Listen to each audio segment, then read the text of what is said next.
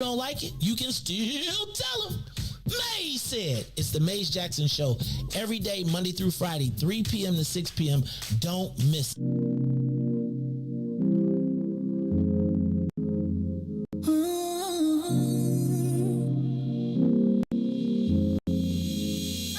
You see me, you see him, my best friend. He hold me down like ankles fighting the waves. Upon not to my crime, yeah, I do time. Till I'm with you, I'll be counting the days. Yeah, ooh, been through so many things, but we always get through. Yeah, ooh, it ain't always perfect, but it's worth it. This is deeper than the surface. If I said I didn't love you, you and I know I've been running. Wiped all my scars away like it was nothing. Took the parts of me I tried to hide and make them something, something like it was nothing. Ooh, something about you, baby. Ooh, you know you drive me crazy. Ooh, you give me peace of mind. Ooh, let me tell you why. You make it easy, say, to take it easy, say, feel so weak, say, easy to love. Say, to take it easy, say, feel so weak, say, easy to love. I never thought that I would give it to you, but now I don't think it's the time, I won't do it. I think it's just the way you talk to me, know how to say it without making me feel little. You're gracious even when you pop off on me. When you get done, I got a little something to drop off on you. Because you earned it with the time you took to put it that way.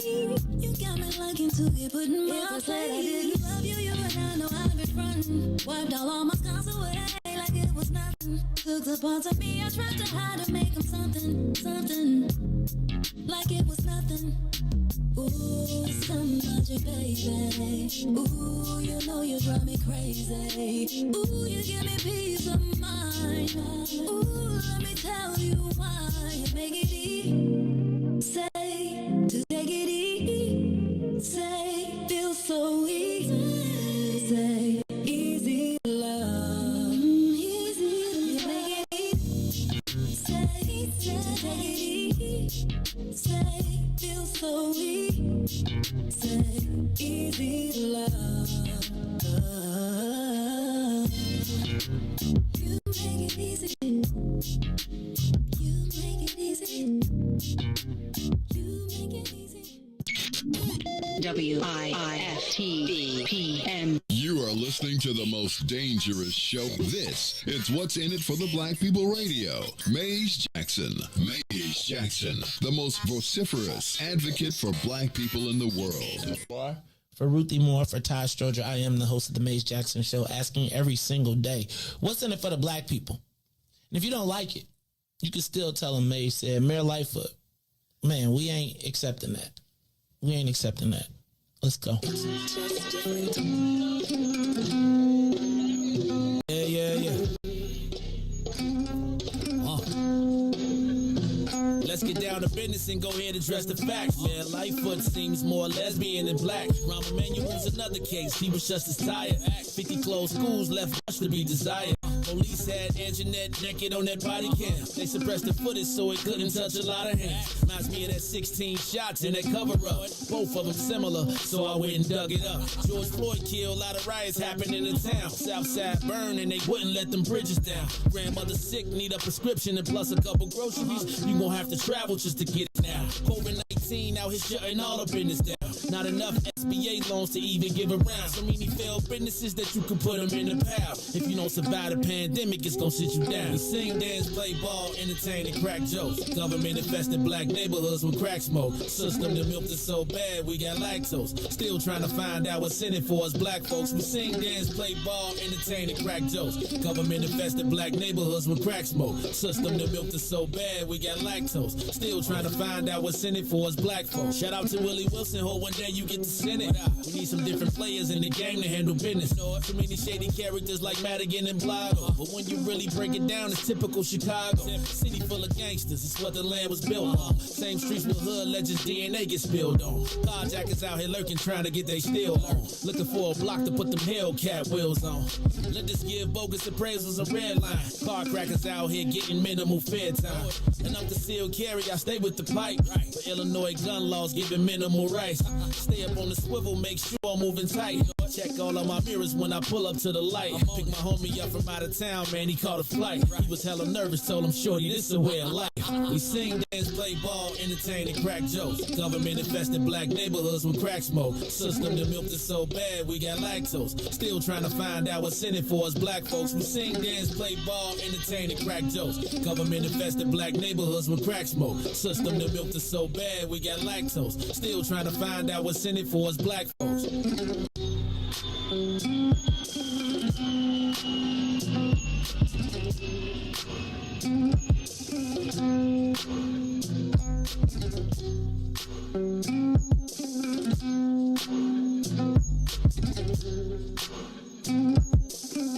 Good afternoon, Chicago. Good afternoon, world. This is the Maze Jackson Show on a Friday. It is our second Friday afternoon. Right here, it is 3:13 on the Maze Jackson Show. Now, if you are tuned in tomorrow, on Monday, this will be 6:11 for you. Because we got the back-to-back running on the thing. But I hope they're not charging me for this because I'm like, yo, hold on, cuz. You know mugs be like, nah, we'll just keep. So anyway. Stop the presses. Is it presses or press? Stop the presses. If it's a real story, it's presses because it's all around the country. Mm-hmm. Like news presses. So you can say presses. Stop the presses. Yeah, I think it's these headphones, man. See this? Y'all may wonder why I am not using our super high-tech advanced system. Because I feel like I need to be loose for the next 30 days. I can't, you switch it up on, you can't switch your style up going into I probably should have, I do think, even though I was feeling a little selfish, I do feel like I need to be back in the morning for these next few months. But I'm a chill right now. This is the Maze Jackson Show. You hear that giggle in the background if you're listening. If you are watching, you can see it is Miss Ruthie Moore. And she took the Riis. She picked up the third day option on us. Ooh, I'm tired. Ruthie, it's 3:30. How you tired? 3 days of work? We had a long night yesterday, so I tell them, Ruthie. We had a long What y'all was doing? We had a long Kicking it. Kicking think it like David Beckham. Y'all didn't ask me? That's how y'all didn't see. Honestly, I'm too old to kick it. That's all right. It's all Something right. started at 7 o'clock. That's okay. It's all right. I don't even want to talk about it. You need a nap, right? I don't even want to hear about it. I'm You be offended. kicking it too, man. First of all, y'all used my tickets and kicked it and then didn't even send me no pictures. That's how I knew y'all was having a good time. You ain't want them pictures. You ain't want them pictures. You couldn't do nothing with them pictures. Hey, man, it was a union party. couldn't do nothing with them That's all I pictures. can tell you. It was a You would have union. been like, why would they It was a send me union this? party yesterday. At the U of I Union Party, not like an Eastern Union Party. Whichever party that is, it was like a union party. Man, Joe, I saw some of the pictures, man, and I said, like, dag, I wish, man. It's a party where they put one of them markers with an X on your hand. Oh. Was it going down in the stands? Y'all got it in. Shout out to the Chicago White Sox for Black Greek night last night. Shout out to my girl Ruthie Moore who put me up on the whole thing. I see it every year, but I never remember when to get the tickets. This time she even got me the tickets. It's okay. And I We had gonna to give make them we gonna tailgate next year. We gonna do the whole thing, and then we gonna say, "Hey, let us broadcast live," and they're gonna be like, "Sure." All right, that's a good thing. All right, well, it's a Friday. I'm your host, Maze Jackson. That's my girl, Ruthie Moore. Ruthie Moore, how you feeling on this? What is this? This Friday afternoon? Friday, we made it. I'm good. I like the mic setup like this because I feel like with the other ones, I cannot slurp and sip my drink. And It's bad. It'd be like, Reese got to put hear, it bothers You can me. hear your heartbeat. That's why I'm just like, I'm so glad I got this today. Like I can take a sip. Can't move. It's gonna get it. it picks up. Them You mics gotta pick get up the. everything. I think what we gotta do is figure out how to, because that that noise filter that we took out, we gotta move it back in. We gotta figure out. We probably have to tune it. But I told you they tried to make take me away from my. I need my cape and my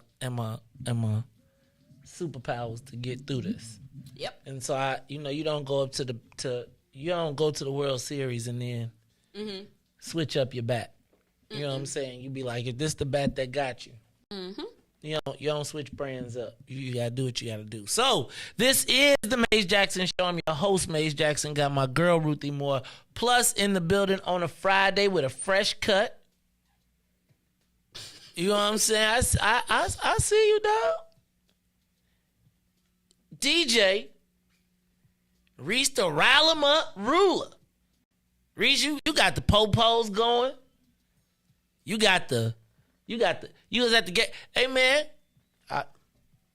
you better call Brother E. Better call Tyrone.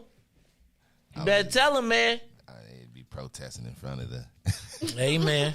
in front of this cleaning company.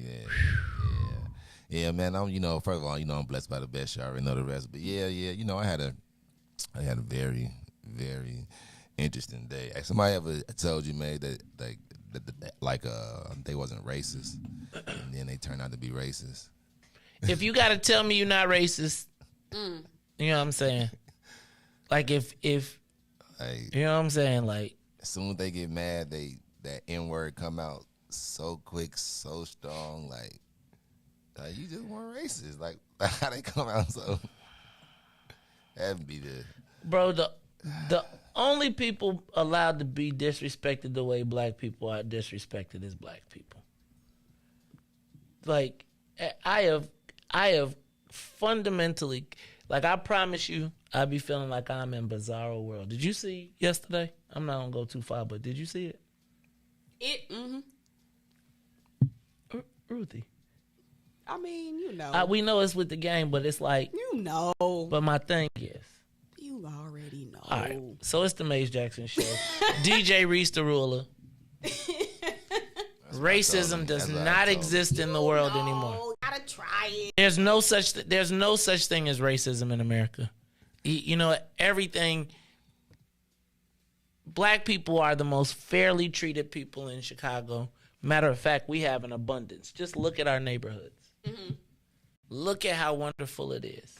Do you see all the wonderful development? Do you see how great our institutions are, our infrastructure is? It is, man. Pleasantville. Man, it's like, what my man called it, Mayberry, the other day. How about that? What you say? Well, you're blind. You can't see. You need to wear sunglasses like DMC. I forgot. Nobody's buying it. It's gonna sit on the shelves. But my thing is, like, that's where you going though. Woo, Riis, I can't get no more cheap headphones ever again. Well, I got another pair here though, another fancy pair. Now I need to hear, man. Don't be cutting me off. How you gonna punish me because the mic picking up the cheap headphones? I got the Ruthie. I'm just gonna be still. I'm gonna do like this. Y'all gonna be like, Ruthie, turn me back up in my headphones, man. Hey man, I'm like Diddy, man. You gotta turn me up in my headphones. All right, I'm cool. All right, Maze Jackson Show. Now you done cut me off, man. What you do, man? You trying to be funny? Brother can't hear, man. Yeah. Hey, Joe. All right, that's good. That's good. I gotta be able to hear myself. All right. So we got Maze, Riis, and Ruthie. Riis is already blessed by the best, but hey, y'all, hey, Riis, did I see him post a picture of your crib on the thing? Okay, these are things that you just cannot do.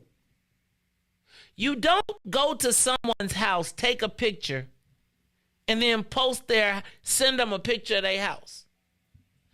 Like, what does that mean? You know what that means. No, I don't. That is an implied threat against my safety and my humble abode. And all threats will be taken seriously.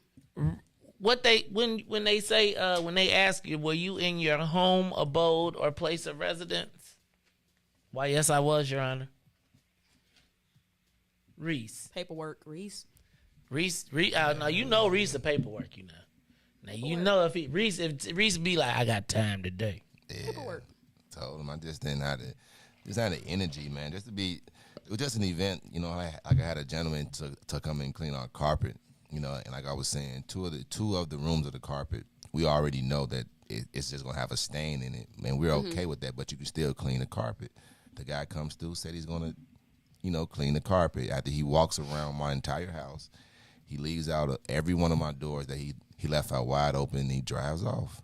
After he drives off, he sends my lady a text message saying, I can't clean the carpet for the amount of money that I told you I was going to clean it for. So you didn't even come and approach me with, hey, man, I know this was our base price. After looking at it, it probably could be $100 more, because I would have still told you to clean my carpet. Like, I came for a service, so I was prepared to pay for the service. You know, so then I just told him that it was unprofessional, and I was going to leave a review. I left a review on Facebook, and people left reviews from my review. He didn't like it, and they called him unprofessional. Right after he told me, because I told him that I thought that one of the reasons was because I was black. You know, of course, he says, oh, no, of course, black people going to say that, you know, you pulling a race card. Okay, so after you said I'm pulling a race card, so you're not going to be racist. Now, after all these one-star reviews come in and messages, the very first thing he said was ninja with a hard ER. He has texted me the entire time. That's y'all problem already, letting the A go. Go ahead. The entire time he texted me was in all lowercase. This was the first time in bold letter, ninja with a hard ER, and was like, it's on now.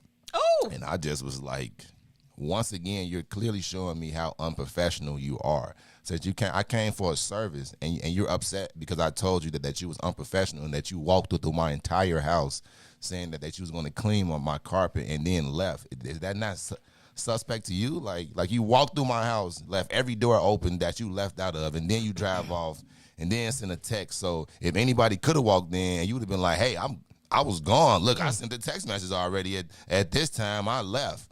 You know, so anything could happen. My children in the house and anything, and then you didn't, like, who does that? How about you come up to me and talk to me? Somebody who had preconceived notions already Yep, about he thought how you would react to him telling you that. Back up. He probably saw your address and thought he was coming somewhere to see somebody else. That's the first thing. Then he probably didn't get the concept that you were saying of, we understand there's going to be a stain, just clean the carpet. Like, it took me a second. So I think when I was playing this back in my head, I was thinking, okay, so maybe this dude came in, he might have even been intimidated, right? If he, from the country, or just thought he was coming to, and then now I'm just giving you my scenario. Because no matter how it goes, and let's just say he handled it bad, the fact that even got into the conversation at any point. Never called him out his name. At any point. Now, did you gave him a review, but did you put his number up there too? Did you tell him to you did put his number up there. And you know your people. Now you know your people. Hey. Now I'm gonna just say this. That might so this me see, this is Facebook court. This should go to Facebook court. Cause if you tell the story just like that, I got you. Now, if they hit him with the 1 star, that's one thing. But if I go to my phone, right, and now I got 25, and you had like 67 people like got it, right? And they all screenshot. Okay, but okay. So now you took it off of the platform of the universe of the preferred method because you have some power. Back up. Your page has yielded you a significant amount of power, right? And now it doesn't go to his internet; it goes to his phone. Now, Riis, I would just say, just within the realm of our own audience right here, who I would say is clearly on the tame side of, they probably are gonna be very particular in their word choice. I'm just saying. You put his phone on there, on Facebook. Now, he blew it, and I'm on your side no matter what. But I will, and the fact that even if you did that it came to just lets you know that the was in him. Right? Like, here's my thing. If you ever get to the in a conversation, no matter how heated it gets, the is in you. And the desire to use it, you have suppressed it, but the is in you. Because I don't think there's ever been a point where if I was in a direct conversation, no matter how heated the conversation was, win or lose, I would ever go to somebody else's in their conversation. Does that make sense?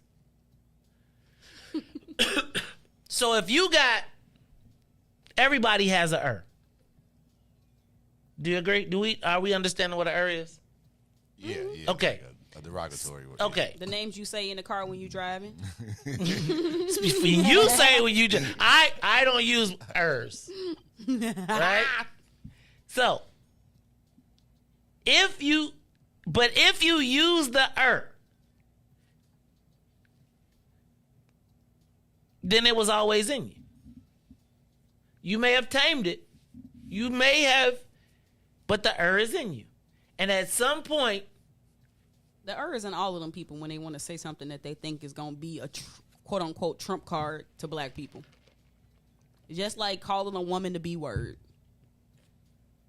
Like that's the word. I think he didn't call me that though. So because he thought N was gonna get under your skin the most. First he told me because I told him he was unprofessional. I just told him that he gonna hear from my lawyer. Then he said you can't afford a lawyer. Then I think that's a Then I think he getting close. He getting close. He told me I can't afford a lawyer. He said that's why your people don't get service.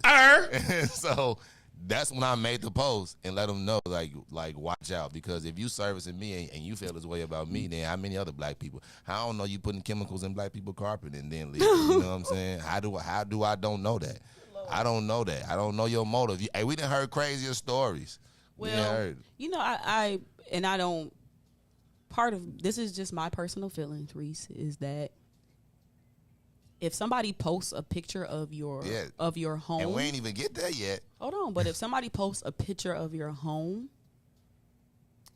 you possibly could file a police report. And I know that goes against like probably something within your instinct, but do it. I feel like you as a father, yes, sir, that's your home. Yes, sir. And I think that that's one of those things that you have to always take seriously, and you have to put paperwork on, because if somebody come up in your house and they get blew back, at least you got this little piece of paper to say that I've been under duress and threats by this person. And you know what I'm saying? So you got to put the paperwork on that one, because you should never, ever, ever, ever let somebody veilly threaten your home and where you and your people lay your head. Oh, I mean, that's of course what I did. And that's what happened is it came to the point where like after he said the NR, I was like, once again, you just showing me that you're unprofessional. Have you ever? He called me a B, and I just laughed, and I was like, okay, you're still unprofessional. It's a way that you should have handled the situation. You're unprofessional. I left a review. He said, good luck on your review. I left the review, and I said, okay. So he thought I was a nobody, and now he had people engaging him. But the best thing ever, I think the best response on the post, if y'all haven't seen it, is Devin Gordine's post. He has the best response to them. What did he say? Hold on. Is it too much? No. It's HR. I call it HR at its finest. At its, if you want to know what to say to like really get under their skin. So Devin says, let me get to him. Sorry, one. All right, y'all. This is the Maze Jackson Show. Have you? I want to know. I want to change up the social media question of the day today. Does everybody know what I'm talking about when I say Okay, we gonna talk about it. Like, cause I want to know: have you ever been called an er? And you cannot use the word, but have you ever been called an er? Have you ever been called an er? Not by a black person. Like the actual word or another way to say it? No, an er. Oh. You grew up in Kankakee. When I was younger, I heard that, but them the same young people that's about, why don't we have a white entertainment television? Ah. White entertainment. So let me say this. I know y'all gonna say, so when I was living in the city, we used all the time. We didn't have we did have but it was It was like, it was To each other? yeah. Okay. I grew up, so imagine from 0 to 8, you've heard a derivative of or for your whole entire life. Like walking up and down 62nd, 63rd Street, people would be like, "What's up, Nick?" Or but I remember when we moved to Bolingbrook, and the first time I was and it was not, like, I realized that it was different. Do you know what I'm saying? Like, if every time you ever heard the word it was like kind of a word, and the first time somebody said it and you was like, wait a minute. I don't really hear the coming from black people like that. But I can't even imagine it. But imagine. I can't. It's hard. I'm in there was no distinction, is what I'm trying to say.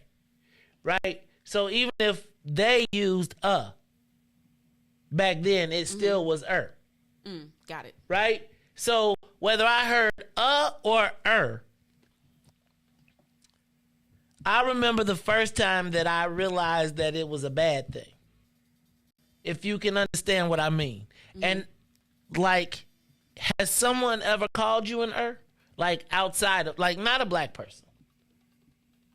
Like, when was the first time you ever heard like, and school bus? Huh? Probably the school bus. Like, I think that's I'm not gonna say that it's if you grow up around sometimes white people, like, you gon' hear them get mad. I know y'all, you gon' hear it. Now, how you respond to it, I think that's like the difference. I don't know though if everybody's ever been Not if directly, they haven't been heard directly, like, you done indirectly heard one person say the N word, like, in some, but in a derivative. But you all have made okay.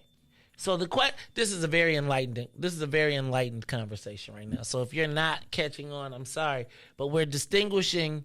Have you ever? Because I was going to ask the social media question of the day. I had a different one, and we still haven't even gotten to the headlines.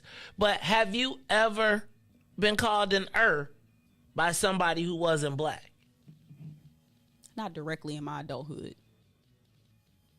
That's good. Not even like driving. Nobody. Right. Like nothing. Like even in college, I got somebody in college like said I it out definitely- the window and threw stuff at me. Like Definitely walking, in I college. swear to you, in college. Oh yeah. So I would say in foreign countries, I've experienced that more than here. Really? Yes. Where? Where was you at, first of all? In Jamaica? Latin American countries they don't like black people, straight up. That's where I experienced the most racism at. Colombia, Brazil. Those are black places. Yeah, until your skin black, until they realize you ain't one of them. You open up your mouth, oh, nigga. Man, I thought she might have been one like a Cardi B type of, whatever. She's not Rihanna. Have you ever been? That's deep. I done been called nigga in foreign countries more than I have ever been called nigga to my face in America. Have you ever? You know what? I want to talk about that. Have you ever been Riis, Riis like, Riis like, I know you're not asking me. He like, hey, Riis like, hold my, he like, hold my bitch. Let's do this. Let's open up the phone lines. Give us a call, 872-259-7474. Look, it's the Maze Jackson Show. Have you, in the comments too, I want to know if you've ever been erred. You ever seen that movie, Nope. A Long Walk Home? I feel like. And it had Maxine from Living Single in it. No. So it's this one scene. We watched it in English class in high school. And it's this one scene Wait a where minute. she walking home. I'm just one. Hold on. Mm-hmm. Are we still allowed to use the word? Which one? The black people, the word, the derogatory word for black people. Here's what I would say. It just hit different on your ears. So I think it does. But I think ahs and ers and ahs, I don't want you to get timestamped. I almost want to say it just for the shock value, but then I'm just like, that might fall upon people's ears. It's very caustic. But let me tell you the story real quick. Long Walk Home, it's a scene in there where Maxine from Living Single, she going to school or going to the store or something, and they call her a N with a hard ER and then the B word, a NB, right? And I was just like, I had never heard those two things put together. But of course we watched. So the white people that heard it, that was probably their first time hearing it too, put together that way. So from that movie, like I heard white people say NERB. And then I later learned that was a very common phrase that black women were called. Oh, very much so. That was definitely the case. I remember that growing up. So instead of nowadays before they call a black woman a N word, they'll be like, all right, Shaniqua or Shanae, and they mean the same thing. I don't care what nobody say. All right, Tyrone, Jasmine. That's the way that they say the N word nowadays. Because I told you when we be in the car, we all be ERing. We all be hard ERing. No, I don't be ER. You said I ER? Everybody, for me and my people, everybody got a name.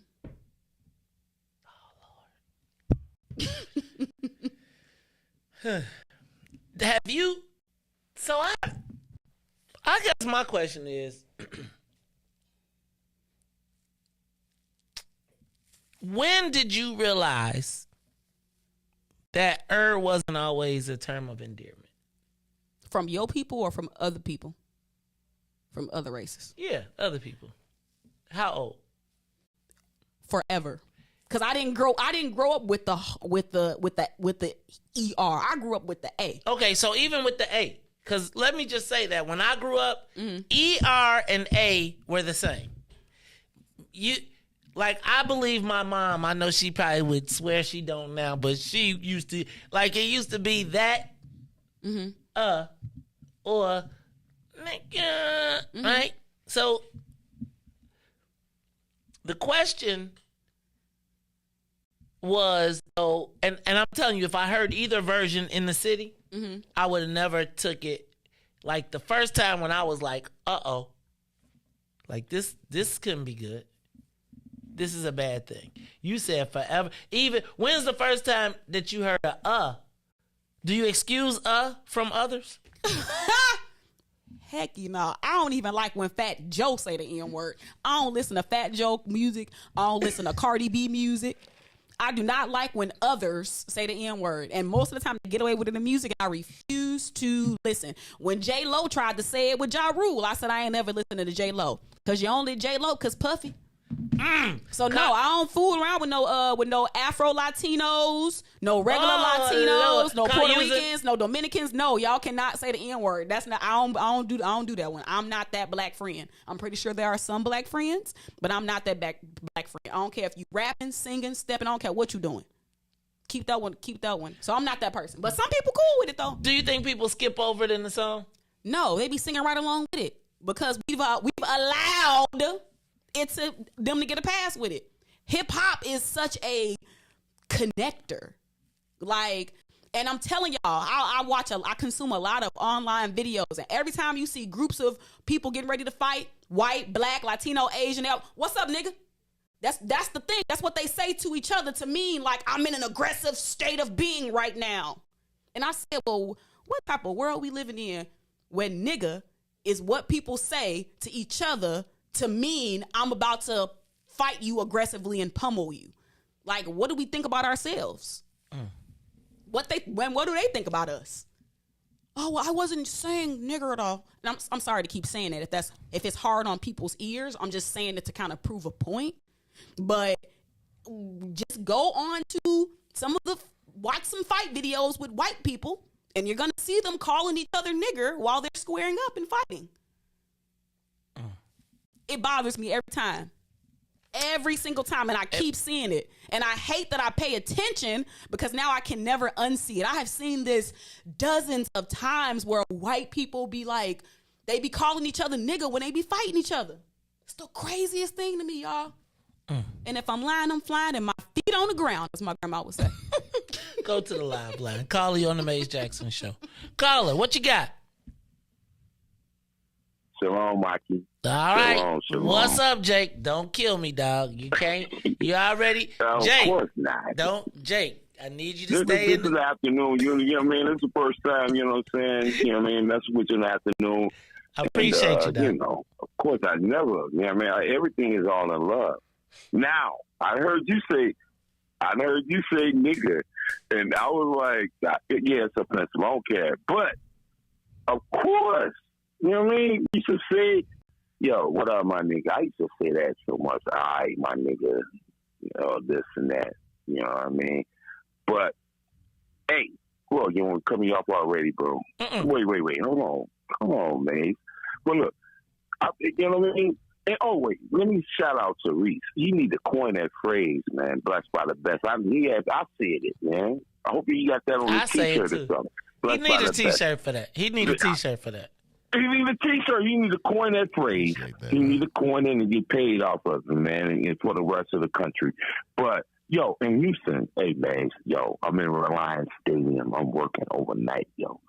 I hear some Mexicans. Hold it, Jake. No, Mexican is not a bad term. Yeah, it is today. It is today, Jake. Stop, Jake. Hold on. Jake, I'm not hanging up on you. I'm telling you. No, wait. Go ahead. What would you want to say? Latino or from the east side? Please. Oh, yeah. But look. Wait. Hold up. I'm here in the bathroom, though.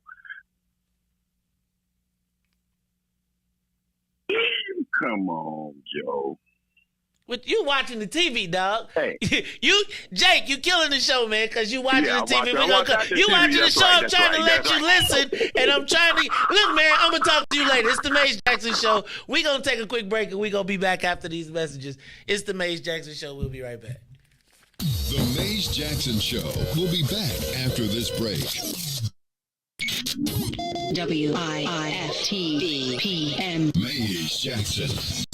What's up, Chicago? This is your man, Maze Jackson, host of the Maze Jackson Show. You hear me every single day ask the question, what's in it for the black people?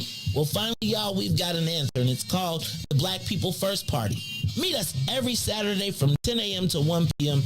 at TP, located at 5401 South Wentworth, Unit 17E. That's in the mall at the 55th and the Dan Ryan.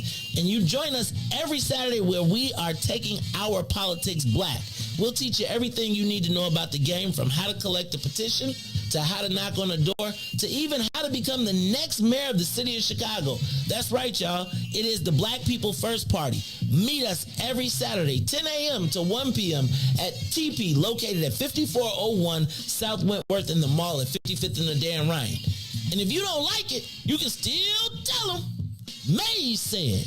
This is a black people thing you wouldn't even understand. Maze Jackson. And now, traffic and weather. Yo, who said devotion had to be sad? Yo, check this out. The Lord is my shepherd, I want him. Making me to lie down in green pastures. He leads me beside the still waters. He restored my soul. God's gonna turn it around. Come all the way with me. Good afternoon. What's in it for the Black People Media family? The time is now 3:45 p.m. I'm Riis the Ruler with your Chicagoland area sports, traffic, and weather update.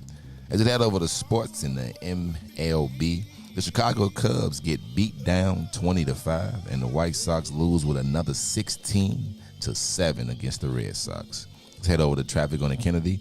O'Hare to the Loop will be an hour and 27 minutes. Outbound to O'Hare is 42 minutes. On the Eatons, Deerfield to the Exchange, 86 minutes. Exchange to Deerfield, 46. Eisenhower with Thorndale to the loop. 55 minutes, 47 minutes back out to Thorndale. On the Stevenson, 48 minutes from I-355 to the Dan Ryan. Outbound will be the same. The Bishop Ford, I-80 to the Dan Ryan, 33 minutes. 39 minutes to I-80. The Dan Ryan is 16 minutes to the loop, 23 to 95th. On DuSable Drive South, 55th to Jackson, 15 minutes. Jackson to 55th will be 11. On the north side, Randolph to Bryn Mawr is 8 minutes, and there's an accident from Bryn Mawr to Randolph, so it's 30 minutes. Today's weather, it is currently 57 and cloudy. Today will be a high of 66 with a low of 52. I'm Reese the Ruler. Happy Friday here on The Maze Jackson Show. Come all the way with me. Don't leave me now. Come all the way with me. Oh, please.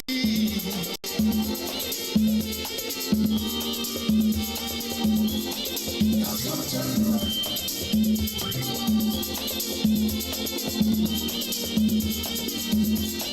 God's gonna turn around.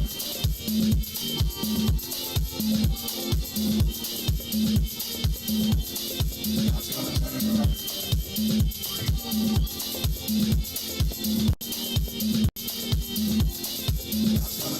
You are listening to the Maze Jackson Show. I'm your host, Maze Jackson. Got my girl, Ruthie Moore. This is Friday. It's Memorial Day weekend. We about to get up out of here. It's the summertime. Where we going? Home. He said, get up out of here. We gonna get up out of here and go home. You know, I did see a comment that I believe that Tennille had a very good idea. What was that? That there's a holiday on Monday. We should have Friday hours.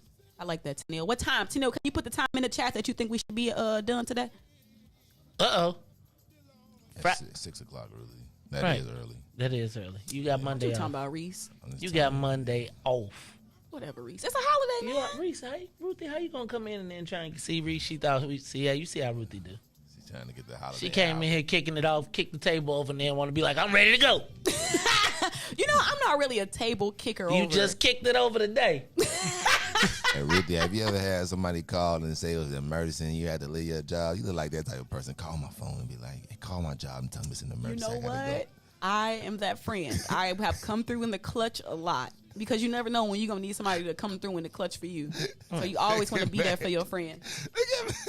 And really, like low key though, that should be a part of your like survival planning is to have certain code words. Like, all right, if I text you this, like, you know what I'm saying? Like, you're supposed to know that's maybe that's just how women, that's do how think women move. women but do we that. we stay with it. We got secret words. If I do like this, girl, come over here. I never with it like a job or nothing, but like I did have like hey, I'm going over. My homie called me 3 times. If I don't answer on the 3rd time, I'm good. But if I pick up like off, like he had called me and then he'd be like, hey man, it's an emergency. I'm stranded. See? You know, and Always to see if I need to get out the jam. If I pick up, that'll be his script, and then I always put it on speaker, act like I'm busy. Like, yo, man, what's good? Like, man, I'm chilling. They be like, come on, man, right now. He be like, man, you the only one that can help me. But if I don't pick up, then I'm good. That's like the only thing I do other than that. I mean, there's also like just on the flip side, it would be like an emergency type of thing. Like if I don't answer, girl, I might be in the trunk. Come rescue me. You know what I'm saying? Oh, like, so so you you gotta. flipped it. So Why you know, would you women, be somewhere in the trunk? Who you gonna be with that gonna put you in the trunk? You never know. What you talking about? Never know. Oh, I guess you're right. We just saw somebody chained to the house, man. Chained to the house. Yeah, you do never know. Did you see they caught the guy? Yes. Yes. D-Ice, Yes. Dobine. Yes. He called him. They caught him. He Yeah, they reported had they caught him. APB out for him, and Yep. I'm They so got glad him. about that. They saved. They got him. He was either gonna get caught or get caught. So who called him? The police? Police. Okay. Police got that's him. good then. You don't want the hood to catch him. I'm glad that I listen. That sometimes you shouldn't be able to. Some places you should not be able to show your face, and we gotta get more together because some people shouldn't be able to show their face. I agree with that. Oh, I definitely agree with that. So he was probably like, "Oh, please, police, catch me," and that's how it should be. I definitely think You better go turn yourself in. you better turn yourself in because the people are looking for you. They're not gonna let it happen. All right, look, I didn't get through none of the headlines. Did you see the story about the gunman in school? An hour in the school before anybody went in. They said some police officers was going in getting their own kids out. Saw that. We're gonna talk about that a little bit later. But that was devastating to know. They said he didn't even face any reason. Like at first they told us the story about the person. Mm-hmm. They saw the story of the person. They told us that he ran into police fire before he got in. He never even. The police didn't do. Isn't it? You know what's so interesting about this is the difference between the police narrative and the videos that are out. And before the videos were released in that way, the police had wrote their narrative, submitted their paperwork. I don't know if they didn't think that the people had the video, or I don't really know what they was thinking, but there should be some severe consequences for them things not matching up. Oh, you 100? Oh yeah, I 100% agree because they think of a way. Hey, let me open up the phone line. Caller, you on the Maze Jackson show? Is that Sister Erica? Caller, you on the Maze Jackson show? What's up? This is Ben. Hey. What's up, Ben? Hey, what's up, Ben? You about to go here? You about to go on prom, dog? Yeah, I'm getting ready right now. Man, you getting ready? What color you wearing? What color you wearing, man? I'm wearing royal blue with like champagne gold. Oh, all right, I see you almost there. You the sig, you know, I like that royal blue. You know the Sigma in you. Off, bro. Hey, boy. So where your prom at today? It's what is it called? The Mid America Club. Oh, I think it's called. You balling out at the Mid America Club? You're gonna be up in the sky, far up in the air. Now let me I've ask never a been there question. before. What's the whip? What y'all taking to the car? You driving? My friend got us a limo. Damn. She said it's like pretty big. Y'all straight? Y'all going with a bunch of people? Y'all going as like just by y'all two? How many people going with y'all? It's just us as a friend group. Okay, and then where y'all going afterwards? Where y'all going to eat? Well, we ain't going to eat because we gonna eat at prom, but we're going to a friend's house and we're gonna be spending the night for the weekend. What? Hold on, dog. All right? Who voted on that? Is the girl staying too? Yeah. Oh, no, no, sister, put your mom on the phone. Where's sister? Ain't nobody doing nothing crazy. Put your mom on Oh, the boy. phone, right? Do we got to call your mom? Where y'all? Don't make us come over there because we going to have to You crash already the know. Look at it. She You already know. She know. Yeah. Boy, what is this going on? These newfangled prom dates, man. All right, now what y'all doing tomorrow? Y'all going to Great Oh my America? goodness. Y'all going to Great America? What Tomorrow y'all doing? we probably not going to Great America. We might do that after like graduation. Okay, so what y'all going to do tomorrow? But outside of that, we're just gonna be playing games and stuff tomorrow. Grab a bunch of snacks and whatever. All right, cool. That's good. But you know what? I got some on y'all snacks. Let me know what y'all want. We might Uber eat y'all a little something.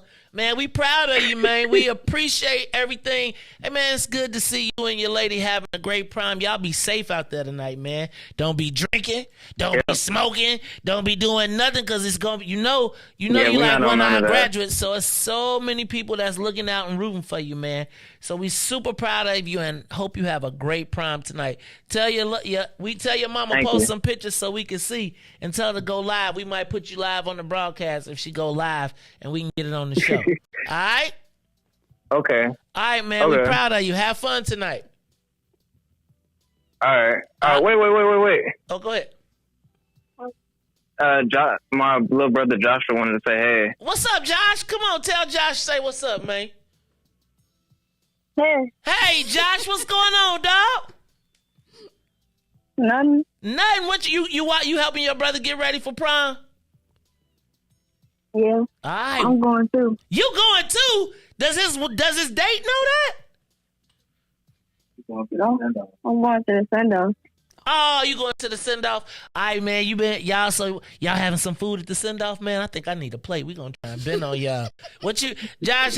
How is school, man? How many more days of school you got left?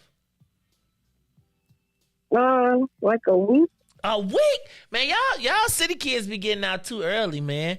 Hey, so hey man, let me tell you what, you have fun today kicking it at the send-off. You dressing fresh, you got a t-shirt or something? What you wearing to the send-off? We still trying to figure that out now.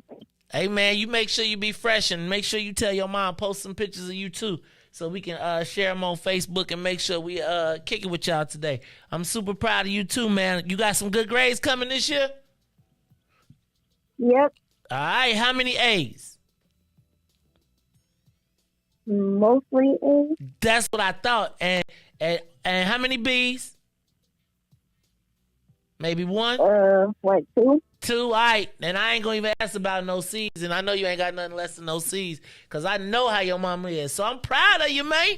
All right, y'all. We appreciate y'all calling in. Y'all have fun at the prom send-off. You know that is, man, let me tell y'all.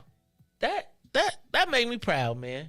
I love when the Wiftable media shorties call in and tell us they doing their things. Anybody else going to prom and y'all send us off, give us a call, 872, not send us off. And y'all going to a send-off, give us a call, 872-259-7474. Sister Erica out there. Such a rite of passage.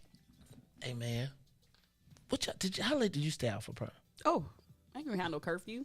What? I was a trustworthy young person. So what time did you get home? Like hey, 2, Riis, 3 in the morning. Riis, we gotta get Ruthie's prom pictures. I got my prom picture. Huh? I'll show it to you. Let me see. It's cute. Just look at Ruthie. I'll show it to you. We'll tell you if it's cute. Cute one. I'll tell you if it's cute or not. It looked like all the other prom pictures. 2 people standing up like this proposing with some type of writing on the bottom related to the theme. Mine will never. What was y'all theme? I don't even remember. Prom was pretty boring to me. Really? You know what? I got so tired of the R. Kelly prom themes. Everything was R. Kelly. Step in the name of love. Y'all had a step in the name of love prom. It was either a prom or a homecoming. But I mean, every R. Kelly lyric was a prom theme for Kankakee. I feel like happy people. He was probably don't do it, Mace. Don't do it. I came in. Don't do it. I said you're going down the path, and I'm just gonna say, don't do it. I came in about 6 a.m. the next day. I got to stay out 6 a.m. Yeah. What? We went to Bennigan's for prom. That used to be on Michigan. Yeah. I'm telling my age. Y'all drove all the way. That's funny. All right. Let's go to the... we got people on the phone line. Give us a call, 872-259-7474. What up, caller? What up, man? What up? Who there? It's James, man. What up, James? How you feeling, dog? Man, we ain't heard from you in a minute, man. You know, we ain't heard from you in a minute. Man, you know what, man? That morning time was just so perfect for me. Even though I can't catch you a little bit, I'm on the E-way now in traffic right now, bro. I'm still listening, though, bro. But it was just so perfect for me where I could make my phone calls, and, but I'm still a listener. I'm still a supporter, bro. I'm here. What up, Ruthie? Hey. What up, Riis? Was good. Look at y'all, man. Don't hate when you be. James, don't you hate when you be excited for somebody and they be like, "What's good?" And you be like, "What's up, Tom?" Riis always got that quiet storm vibe about himself. Like he should be hosting a radio show at 12 o'clock at night playing all slow songs. He got that whole, you know what I'm saying? That whole sexy vibe, But anyway, Mace, why I called, man? Okay, I graduated in '86. You know how prom nowadays are like a big ass production. It is just such a. The whole red carpet. I seen this video, and it was from West Side. It was off of what's the name of that show? Independence and Independence over there. And they literally had a horse and carriage, bro. And I know the area. It's not like it's the greatest. Wait. Bro. Wait. You telling me they had a horse and carriage damn near on Madison and Pulaski for a prom? They had a horse and carriage on Madison and Pulaski for prom. Okay, wait. Okay, I'm gonna tell you where it was. You know that the Polish spot right off the expressway on Independence right there. Yes. If you go a few blocks going south, it was on that block. I can't think of the name, but it was on that block right Roosevelt? there. They literally had a horse. No. Again? Riis, get off. A few blocks south. south off of it's, Independence. The only right. thing that's south has got to be Right. Roosevelt. The next main street is but it Roosevelt. ain't a main street. He said Okay, just a few blocks up. You know, no. It's before you go up under that viaduct. Yeah, so before, that's They had a Maypole. horse. So hold That's on. Maypole. Right. Bro, so they had a horse and carriage on Independence and Maypole, horse- Reese. Yeah, they had a horse and carriage. Hey, You lying, horse James. and carriage, bro. You lying. I Stop it, y'all I lying. can't make this up, man. I can't. And I see some of these prom sit-ups nowadays, man. It's like a whole production. I mean, the money that's being spent for prom nowadays. Bro, when I went to prom, man, dude, man, people got T-shirts. You go to the house, they got a whole table set up with pictures. Oh, it is a whole movie production nowadays. They do it for the prom, gram, man. dog. You got the whole, you got the whole pictures set up. I mean, this is not just a photographer taking pictures, bro. It's like you on a red carpet. Glam I mean, shots. it. Oh my God! It's just a much, and the whips that they be renting, man. I'm like, are you kidding me?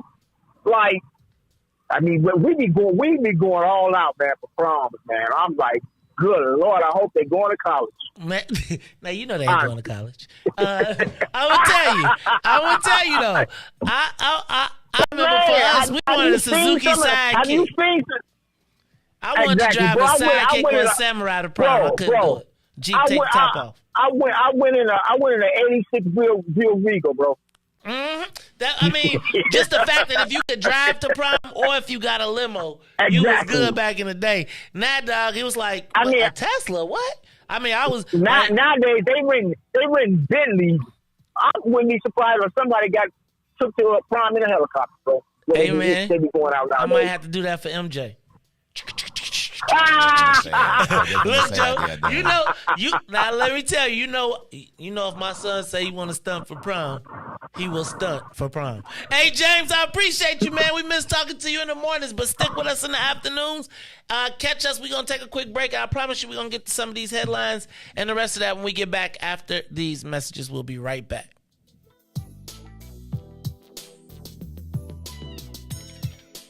The Maze Jackson Show will be back after this break.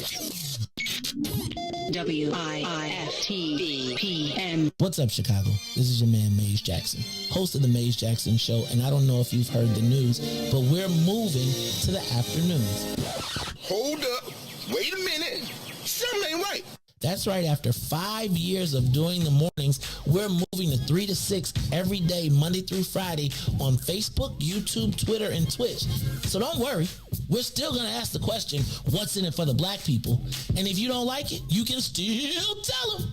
Maze said. It's the Maze Jackson Show every day, Monday through Friday, 3 p.m. to 6 p.m. Don't miss it. Oh, baby. I mean, I know that you're here with me and everything, but since you just left a few hours ago, I've just been going crazy. And I done come to realize one thing.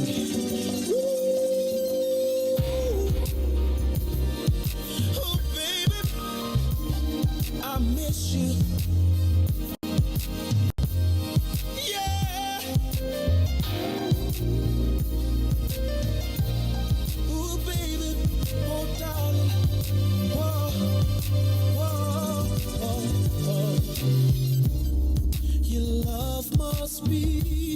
Some kind of drug, baby, 'cause it just keeps on calling me, and I just need a hit of your love. It's got me shaking and feeling for your touch, baby, of you I can't get.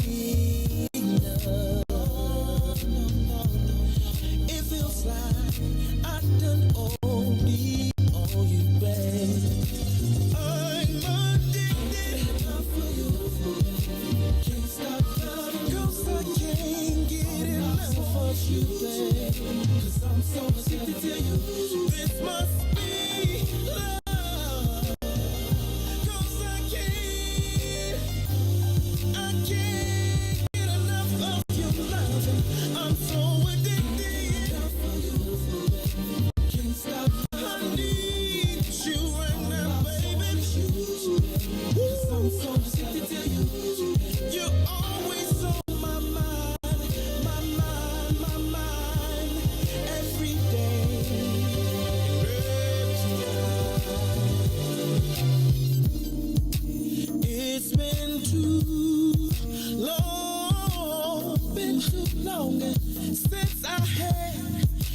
in my arms, and I don't know if I can take any more of being without you.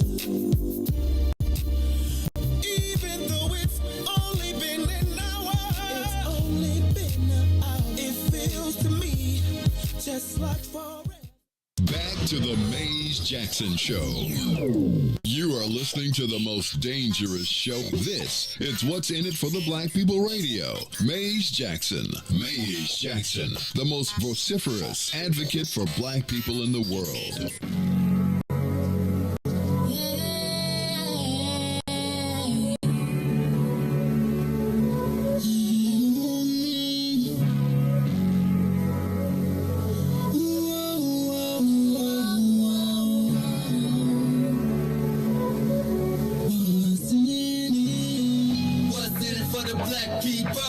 Economically, we are not equal. Waking up to life, can't toast no more. I told y'all, yeah, this a dangerous show. Don't go to church if you ain't trying to help us. Don't even try to be around and can't protect us.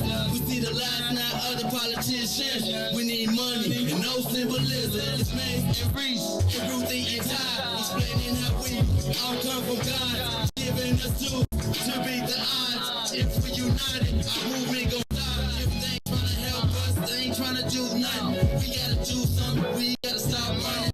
It's time to confront the problem. Really, you expect, you oppress, it's all wrong.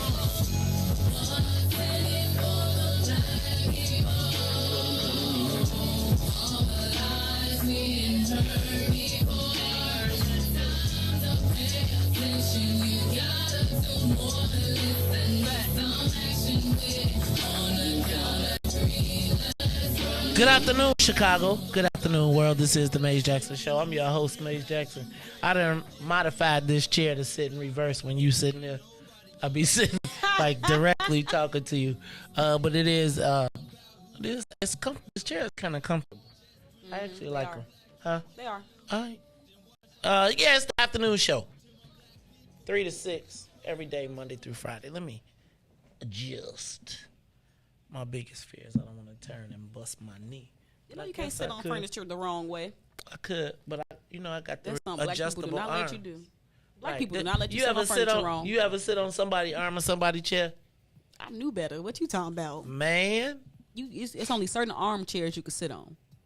What kind of chairs? Maybe like, I used to sit on my grandma's arm chair. That was like my spot.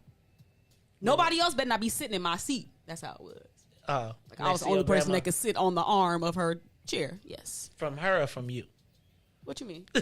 Did she make that rule or did you make that rule? It was like one of them unspoken rules. People knew that was my spot, and nobody it's just one of those things. Because she's a bully. No. Was you the oldest? Was that you and your? I think if you just name your young people after somebody, they get a bond with them. Okay. Ruthie Mo, Ruthie May. Ruthie Mo, Ruthie May. Whichever one. Which one is it though? Ruthie May? No. You know my middle names are complicated. Don't do a Maze, please. Okay. All right. Maze Jackson Show on a... Man. Okay. People always say that Ruthie May, Ruthie Ann. Because that's what people's names be, right? I know. I know some Ruthie Anns and Ruthie Mays. Yeah, I was finna say the Ann. I know Ruth Anns. Ruth. But it ain't that. But is it country? Yes. When country was included. Yes. It ain't Sealy. No. Sealy. It's country. Sealy. It's country. But I like it though. It's unique. I ain't never met nobody with that name. I'll tell you that much. You're never gonna guess, Maze. Just give it up. I'll tell you over the break. If you won't say it on air. I want you to say it on air. Oh no. I'll leave the mics on. Everybody stay tuned during the break and you listen very closely. You can find out. That is so intrusive. You could do that though. No, not with the stuff we be talking about. Right. Oh no. No, we'll be Lord have mercy. You think they cook us now? It's the Maze Jackson Show. I'm your host, Maze Jackson.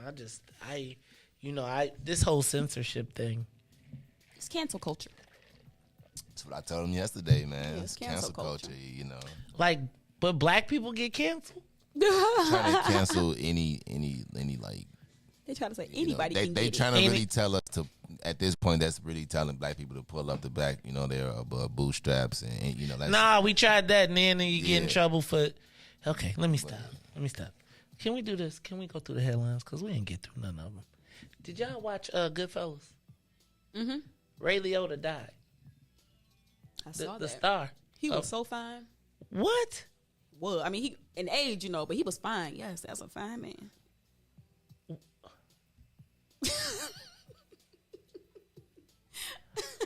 I'm just saying.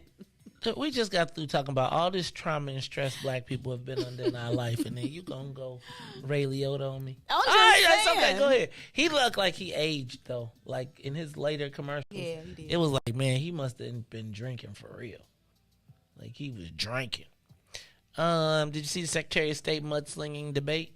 It'd be like they be going so hard. Them commercials be going so hard at each other, and then David Moore just be like, I don't have any corruption. It's I don't like have watching a any fight. skin. It's like He be watching a like, fight. Like I didn't do that. I almost feel like he standing there with his arms folded, just shaking his head at them. Like And us, because everybody like. So wait, everybody's spending millions of dollars to be like they're each, and here I am with the experience, the opportunity, and no money. You mean you get $4 million to not? It's just crazy. But part of me feels like there is nothing that you can say to a man that could not afford and had to walk through his own ward to get signatures because he couldn't afford to get it done versus somebody doing that because they want to connect with their constituents. Like his hunger for this is different than they hunger for this. You can't tell he is up against so many odds. So he like, you know what? He like a hyena. Oh Jesus! Like a hyena. You know what I'm saying? You just sit back, let the lion go ahead and kill the prey, and by the time they get done fighting each other, you just walk right on in and get your belly full. Alderman Moore. I love Ruthie's Wild Kingdom analogies, but in the reality of politics, that's go Maze. Go ahead, tell us the real Maze. You always go ahead, tell us the real. The reality is, you must have the money to get your message out. And raising $38,000 in a quarter when your opponents put up $4 million in, let's say, 1.5. I think the challenge becomes, Ruthie, that they won't be familiar with him going into the voting booth, and it's like these are the dilemmas. Mm-hmm. That we face when we watch these elections and these cycles, and it'd be like, we need our own black pack for real, like with but not. I mean that raises millions of dollars and tens of millions of dollars to be able to support people, so that a good candidate. I mean, I'm just telling you, like if you look around, black people, you got to be able to inspire black folks. They got to know that you got a chance to win. And so Alderman Moore is my man, and so I'm not tripping. I want to make sure that he has every opportunity, but I do think that right now the average voter walking in, unless there's a rebellion, is going to have a challenge getting to know who he is, even though I think he has been very grassroots. And these be those questions, those conversations you'd be like, I'm going to volunteer my time and do some phone banking. you got other things to do? I mean, I can get a man an hour or Me too. something. You know what I'm saying? I got to do that. I can call some people, say, hey. I wouldn't say it like that when I'm called. I'm very professional, of course. A lot of times talk to some black men, it's like, come on, you need to go ahead and vote for David Moore. Like, come on now. But most of the time we call it, why? Who is this? Don't look, and you know the number come up in the black, but they be like, "What? Who? I don't." Man, bro, I look at my phone all the time. Your number, you can call me 20 times. If your number is not stored, I will be looking at that boy like. That's challenging with phone banking. Woo! And then if you get through, and it be like, and it ain't who I thought it was. Shout out to the best phone bankers in the entire world. They be getting it together. I'm not gonna tell you who they are, but they are the best in the world. All right. Cook County gets high COVID. We are now, Chicago downtown is now a high COVID risk area. What that mean? Although it means Nothing. Yes, it does. What Ruthie. does it mean? It means that What type of changes am I gonna have to make in my life because of this? you should wear a mask indoor. What? Also, so they saying that you should avoid downtown. No. They're saying that Cook County is now a high COVID risk area. So you're at high risk of transmission, but we have a tremendous amount of vaccines and stuff. So they're not going to have an indoor mask mandate. There's not going to be a They requirement. said we ain't doing nothing unless the hospitals get overrun. That's the new metric. Okay. The 13-year-old, did you see the story about the 13-year-old a couple weeks ago that got shot for getting out of a carjacked car? Got shot in the back, right? Yep. Just wanted to point that out. Did we ask about this yesterday? What do you do with the 13-year-old carjacker? Not shoot him in the back. Okay. Not shoot him in the back. Definitely not. I thought we don't shoot nobody in the back. I don't know about that, but we'll talk about it. How about this one? Did y'all see Cap could be back? He tried out for the Raiders yesterday. They said he was impressive in his workouts. I love them Raiders uniforms too. Did you go watch? I know. I'm like so worried about the wrong things, right? They cut when they cut the shirt off in the half, and they not like that. That's funny. That is funny. No, not like that. The colors are nice. Black and silver. Yeah, and then when they do got the all black joints, like. So I noticed. You think Colin gonna get back in the league? If he want to. Not if he wants to. It's if he wants to. Are you going? Is the boycott over then? For who? You. Okay, that's a good one, Mace. If Colin gets back in the league. Or what if he says they gave me my fair shot and I suck, but I tried? I think then okay. I've been like I told you. After I saw black men wasn't going, I just stopped protesting. I was like, I ain't finna be pro. I'm not finna be sitting around here not eating no chicken wings on Sundays because y'all are, because I was like, man, you mean we gotta? I'm telling you, you know when I knew I was out when I went to the Colin Kaepernick march and people had on brand new Colin jerseys from the 49ers that they had bought. Like the fact that his jersey sales went through the roof.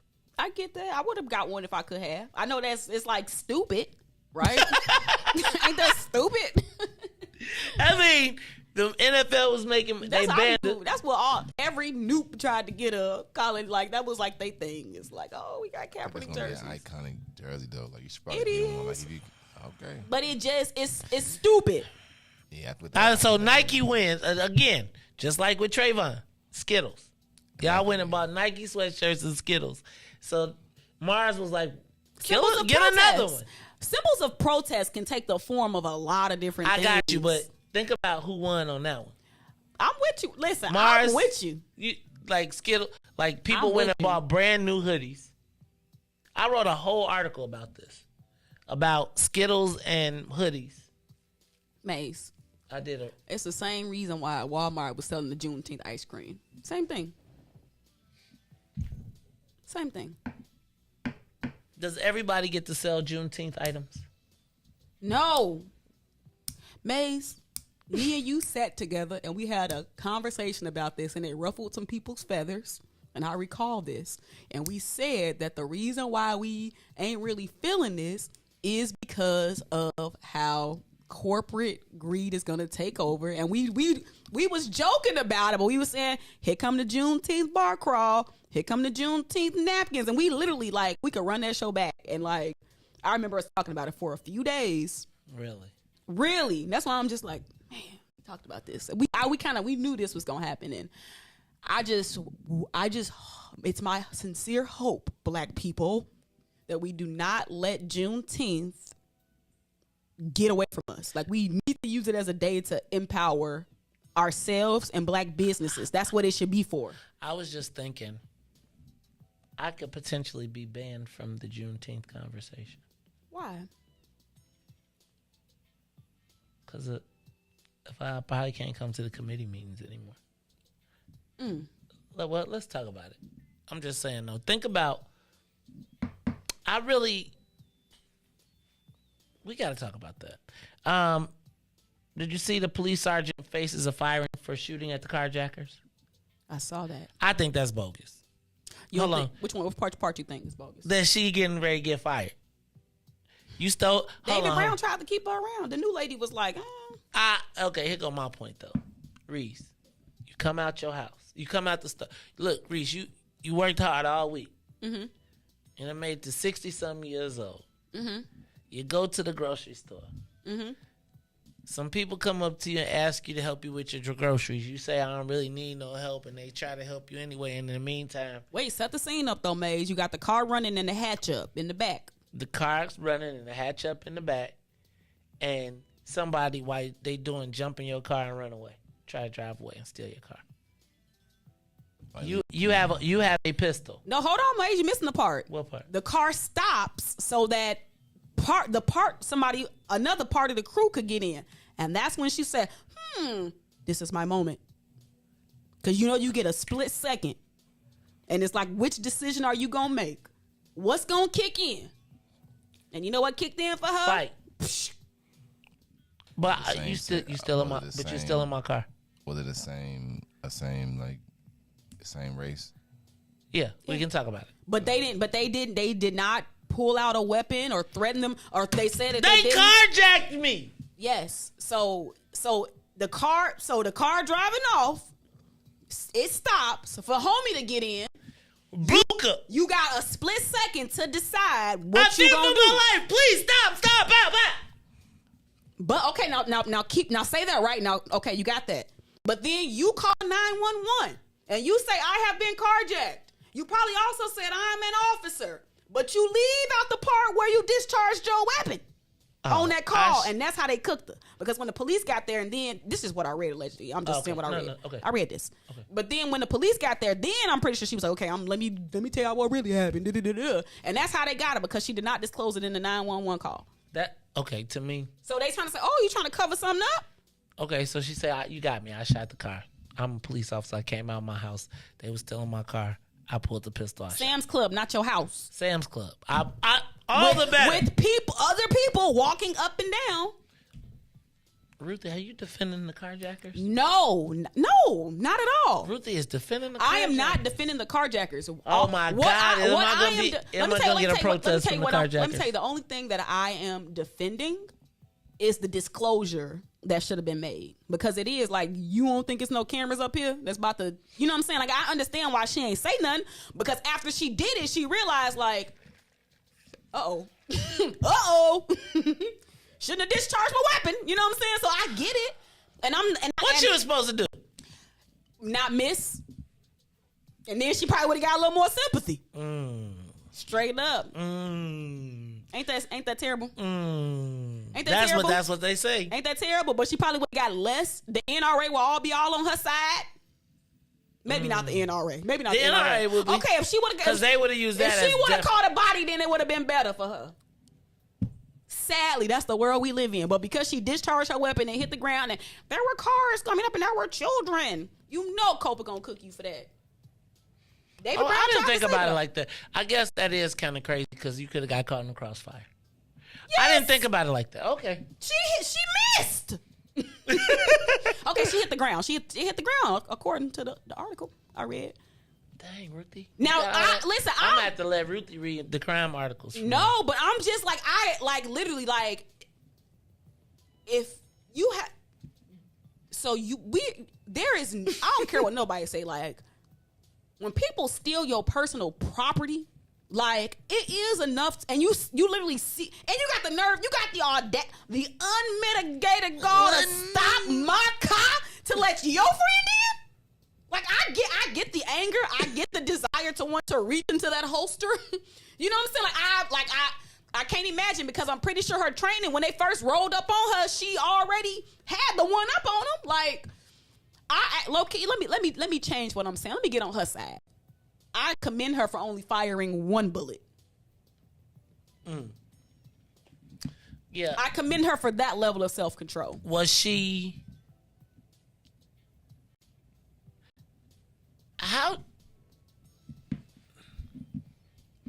I guess my question is, who gets the sympathy or the empathy in this case? Her and her husband, because they was trying to go to That's my trying point. to save some money at Sam's Club. That's my point. Like, my point is, here I am on a Saturday afternoon or whatever Her and afternoon. her husband get the sympathy. Me and the family are going out here, but I guess they said they charged with a felony too.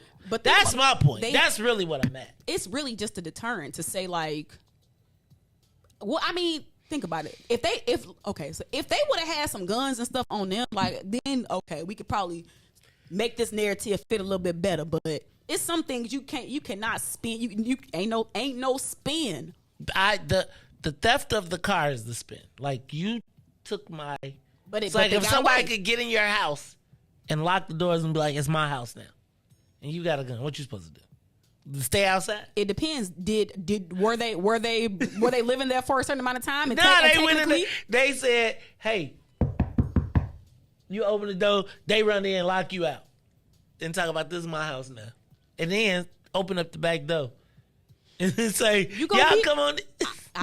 I would want to throw a Molotov cocktail in there and wait for you to come out.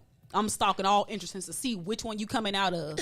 You know what I'm saying? That's the type of anger, like, when nobody wants to be stolen from. Like, nobody.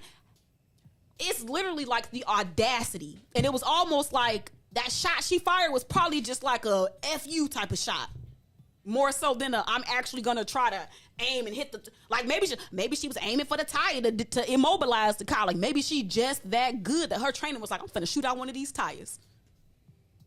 Maybe that's what she was thinking, and she just missed and hit the ground. But why else are you firing your weapon? Because you mad. You had the unmitigated gall to steal my car. Is that a loss of self-control for a police officer? We've seen it less for loss of control in a human being, though.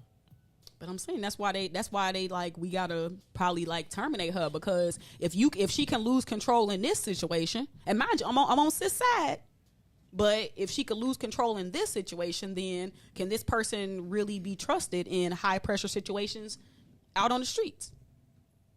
What's a split second? A split second. I know, but how many people have been dead from the same scenarios? If I needed security, I hire her, because I bet you she on it now. I bet you ain't nobody finna get close to her and be able to tell myself, can I help you with your groceries? I bet you she on it now. Just think we got to be on guard for help. You do. Ain't it something, like, honestly, like, I thought one of the perks of having a husband, having a man, was that you ain't have to worry about stuff like that when you go out. You crazy. I'm saying, like, if you with your man, you can't even go to Sam's Club with your man and get groceries. That make people. That's when you need a man to carry them heavy things. See, I'm just saying. But I'm saying you can't even be safe with your husband at Sam's Club. We ain't talking about a woman that was alone at nighttime. We talking about a lady and her husband at Sam's Club. What's the name of it? EBK? ABK? Anybody can get it. Everybody kill it. Some. Low key, Sam's Club need to refund her membership for the year. First of all, Sam's Club need to make her the head of security or something. Straight up. She need a job. They need to upgrade her membership to the to the upgrade. I'm not a Sam's. I know you, because you got the Costco I'm upgrade. Costco. I know you. I know. Sam's Club got to upgrade a little. You like Sam's Club or Costco better? It depends on what I'm getting. Like, food items, I prefer Costco. Right. They have, like, better brands and stuff. But if I'm getting stuff, I'm going to Sam's Club. Prices are better. I know bleach from Costco. Why not? It costs too much. Give me my little 3-pack from Sam's Club. Now, sometimes Costco can have some deals, though, but you got to get the deals. Otherwise, Costco kind of pricey. Costco? Compared to Sam's Club? I ain't been to Sam's Club. I like Costco. It's so... I could just go to... I feel like the old people commercial. Because I could just go to Costco and just walk around. Me too. And just shop and just be like, doo-doo-doo-doo. I love it. I like the store.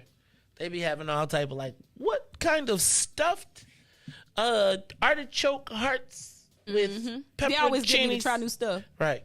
Like, I don't need I'll try this. juice. Then, right. Try the salmon such and such, and you get the salmon in. It's a big old slack, and then you ain't got no space in your damn freezer to put it. Nope. Man, I go to Sam's Club and be mad. I mean, now you got me calling Sam's Club, and I kind of have a. I get steak from Costco. I kind of be like, Sam's Club. You think you better than Sam's Club? You think you better than Members Mark? Who? Is that what it is, Members Mark? What is that? Pardon? What's the Costco brand? Kirkland. I'm mad I know these things.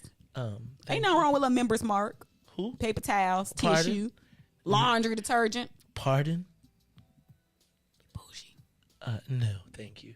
And don't forget our samples. You know what I'm saying?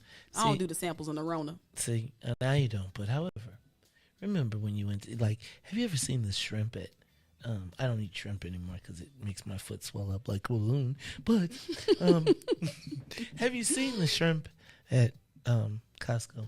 Mm-mm. Have you ever seen how big they are? Mm-mm. They're huge. Already done or like a pack of them or something? No, you can get them off the frozen shelf. Oh, you know what? You know yes, what also? Have you ever had a ham from Costco? Ham no more. Oh, that's right. Ruthie. What kind? Like a spiral ham? It's a spiral honey bake. Who got the better bakery though? Costco or Sam's? I wouldn't know. How would I know? Riis. I mean, Costco all day. I mean, really? Like, I mean, have you been to the? Let me tell you why sometimes I don't like going to Costco. Is it an elevated version of the Walmart on Western? Because listen, let me tell you this, that's a pretty Mace. scary place to go. Sometimes I prefer to go to Sam's Club over Costco because when I go to Sam's Club, I be seeing like families in there shopping. But when I go to Costco, I see too many people who own businesses that don't look like me buying the stuff that's overpriced in my communities. So it bothers me because I'm a cart watcher.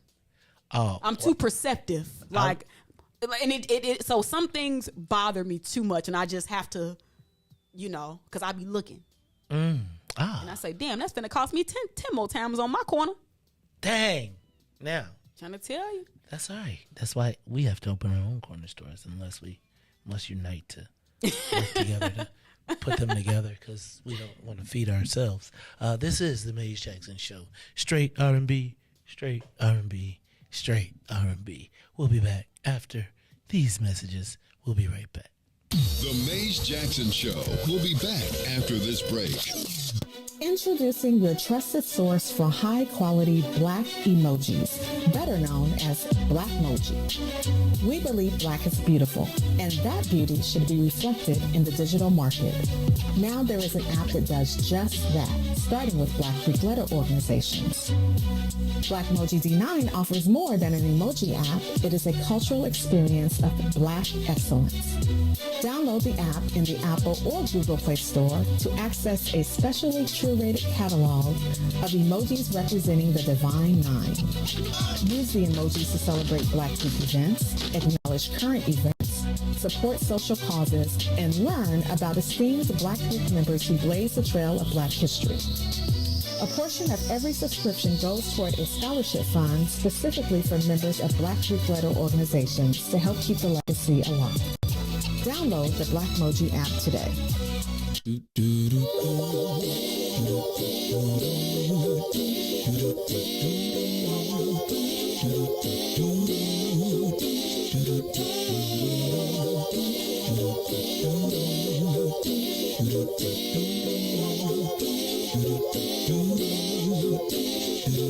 Well, sometimes I go out by myself and I look across the water. And I think of all the things, what you're doing. And in my head I paint a picture. Since I've come home, well, body's been a mess. And I miss your ginger hair and the way you like to dress. But won't you come on over? Stop making a fool out of me. Why don't you come on over,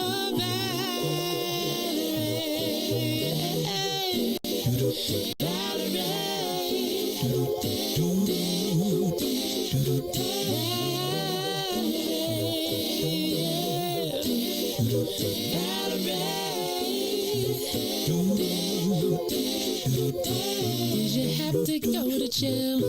Put your house on up for sale. Did you get a good lawyer? I hope you didn't catch a tan. I hope you find the right man who'll fix it for you. And while you're shopping anywhere, change the color of your hair.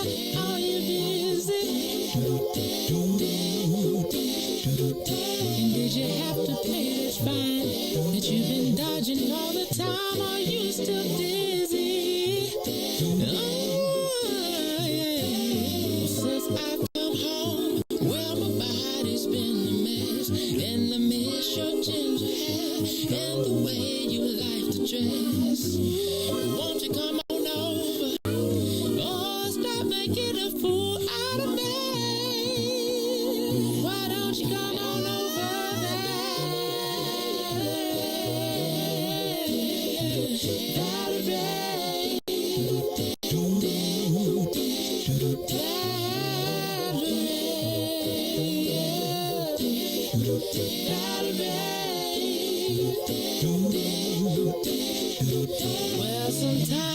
You are listening to the Maze Jackson Show. I'm your host, Maze Jackson. Got my man, DJ Riis the Ruler, and Ruthie kicked the table over Mo.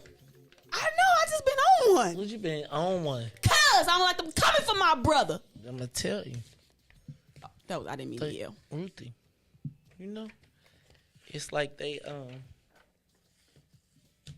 just been trying to, just give a different perspective. A very truthful perspective from my perception. I think it's challenging.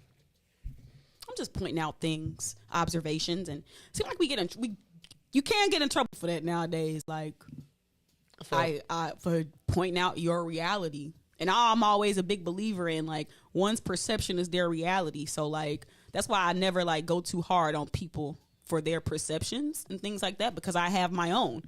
And I also, if you challenge those, I'm gonna look at you crazy, because I feel like my perception is my reality. You can't tell me nothing about my perception. Like, come on now, like. What are you over there thinking? Where they do that at? Reading and counting again. That's why we took these books from you. Who want to go half on the Costco or Sam's Club membership? I thought you said. I thought you was about to go half on the baby. Was that one? Yeah! Was that one of your prom themes? Your R. Kelly prom themes? Heck, no. Reese. You know that was a hood play. Half on the baby. That was a prom theme song for somebody. That was funny. Oh my gosh, no. Like no. Half on. When I think of babies and prom, I grew up in the Family Guy era. And so it's just this Family Guy skit, and it's I don't want to say it because y'all, this all Family Guy. Please, no. Don't do it. Don't do it. All right, you somebody say it. He'll do it. That's. I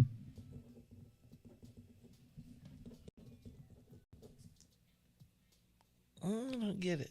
Okay, good. So it's a song on Family Guy, and it's called "A Prom Night Dumpster Baby." And Stewie, and they sing this song about a prom night dumpster baby. And it's just, it's a very sick, dark thing to think of, having a baby and throwing it into the trash. So you had a baby on prom night, but it's a dumpster baby. Family Guy, they be hitting with the social commentary. I don't watch Family Guy, man. So Family Guy, like you got to watch Family Guys. I wasn't even allowed to watch The Simpsons. What? No, they didn't know. If parents had any idea that Family Guy was not a cartoon, we wouldn't have been able to watch it. But they ain't know. I didn't know until one day Bug was a baby, because he like was what was it? What is it? Watermelon? No. Was it a chicken dance? What was Stewie? He has something that it offends everybody. Does it? What? I think though, so that's equal opportunity. Kind of like you, Maze. What I'm saying, like, then get off of Maze. Maze offend everybody. Family, but I'm finding this out. Jeez. I was thinking to myself, I think I'm, here I am thinking I think of myself as. What's your perception of yourself, Maze? The Black Mike Royko of social media. Who's Mike Royko? Give me a more modern example. There's not really one. I'll Google it. So Mike Royko was like a Chicago writer, and he played all of these characters that were different components of Chicago. and he was pretty, like, you know, he would be like the Irish guy. Like when I, like kind of how I got the green team and how I started kind of lumping people together was through the whole kind of Mike Royko taking different perspectives. And he would write articles in the Sun-Times. First it was the Chicago Daily. Then it was the Sun-Times, then the Tribune. But he would write a daily column that was talked about things that happened in Chicago. He talked about politics. He talked about politicians. He talked about the corruption. He talked about but he was like a thorn in the side of everybody. But Chicagoans who were from Chicago liked him. Or even if you didn't like him, you read him. And that's kind of how I try to do the show, right? And I think it is oftentimes people, for convenience, will take what we think of as, look, they said Mike Royko was a bigot. I think Mike Royko represented the Chicago of that time, specifically for white folks, right? And the various iterations. Like he wrote about, I got his books. Like I read his books, right? Because I read like compilations of his articles, right? And see, I feel like my mom said he was a bigot, right? I feel like it's easy to, I feel like it gives you insight into somebody else, like from their perspective. So imagine him writing an article from the perspective of a Chicagoan, a white Chicagoan, and Martin Luther King's coming to town. And you want to kind of get what's going on in their heads. You would read it and be like, now black people would be like, damn. But it was his perspective from being a white ethnic male and I feel like it gave you a viewpoint of Chicago from a Chicagoan's perspective. And, I would say that without trying to in any way, shape, or form offend anyone, I think that combined with, and I'm sure I'm going to get in trouble for this, but combined with what my perception of Lou Palmer was, it's like I feel like, again, I don't want to in any way, shape, or form offend anybody or make them feel that way, but I do feel like those, all of those things are inspirations to me. Like they combine to make the puzzle that comes to what my style is, if that makes sense. So that makes sense. Yeah. So I forgot, what were we talking about? How did we get on this? Race is the topic. What happened? Who knows? Royko always wrote negative things about black people in Chicago. Who doesn't? The stats tell that story. Last in all 16 economic indicators, it's kind of hard to write good stories. Unless you want to write a different narrative. Right? Like, if you want to act like redlining didn't exist, if you want to act like there is not a pervasive level of drugs and different things in our neighborhoods that make it difficult for our people to succeed, if you refused to acknowledge that America was systemically built around the oppression of black people, if that has to be muted, then I don't know. It just, I think it's just kind of like one of those things where I think people should have the right to express themselves, like no matter what category you classify yourself as. And so with that being my thought process, it also means that I then get to express myself how I would like to express myself. And I think sometimes as a black person, we don't get to express ourselves the way we really want to express ourselves. You're not allowed to say, "Ooh, that hurts." You're supposed to be like, "Grin, like that. You like it, don't you?" Yeah. Tell me you love it. Tell me you like it. That hurts. No, tell me you. And I. So that state. Reese like, I'm not having no parts. Anybody on the, give us a call, 872-259-7474. I don't want it to be so dark on a Memorial Day weekend, but I do. Pun intended. I want to talk about Texas. And I want to go backwards, Reese. We've been all over the place, and I didn't realize it was 4:45, which means that we only got about an hour and 15 minutes till y'all get a day off. Y'all get a long weekend.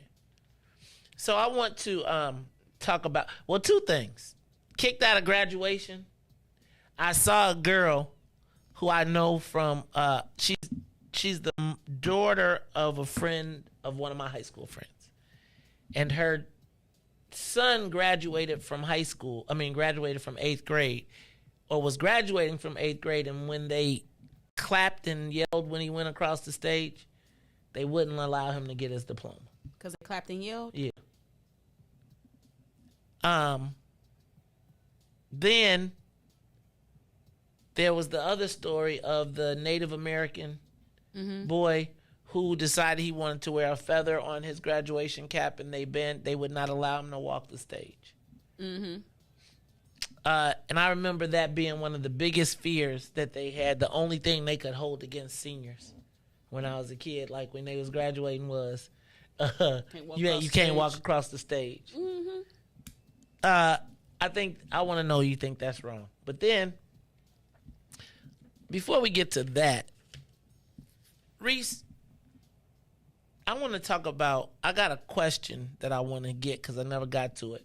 So somewhere over there, I'm sure if you have unpacked everything, I want you to open up the luggage and hit the button. I'm ready to ask it. It's time for the social media question of the day. Have you ever been scared in a crisis? Give us a call, 872-259-7474. 872-259-7474. So I was thinking about what happened in Texas. The shooting, the massacre, and what we have learned subsequently, that the shooter was in the school for over an hour, and that it took a tactical team from the Homeland Security to actually go in and end the shooter. That he had the opportunity to be in the classroom with the kids for an hour while police there were approximately 19 police on scene, and none of them went after the shooter. Seemed like two of them went to the door and got grazed. So I think that was enough for them to be like, whoa. This is real for real. This is real. We ain't got the right artillery for this. Armor. So essentially he had the opportunity to sit in the room and kill all of those children. And then I thought about what would happen if it was time for you to put your life on the line. Like, you're a police officer. You live in a place where you don't really think that these type of things will ever happen, but it happens. The police in Uvalde did not go in. It's counter to the narrative that there was a valiant fight. The police went in and they saved all of the children. I'm not here to be critical, because I don't know what happens when I walk up to the door and get grazed and be like, oh, that's a real bullet. But I want to know, because they probably, the reality that they could potentially die and were more than likely to die, saving someone else's children. Some of them went in and get their young people out. Well, that's my point, though. But their own. What do you do when it's realized? What do you do when you realize it's your job to be the one to die? They're not. They're going to save themselves. Let me tell you something, Maze. I realized this during the uprisings. When I stood on the corner by my house and I saw the police powerless. I listened to the police scanner that day, powerless. That was the first time in my life that I had ever seen the system of policing collapse right before our eyes in the midst of the chaos when they was hacking into the scanner playing F the police.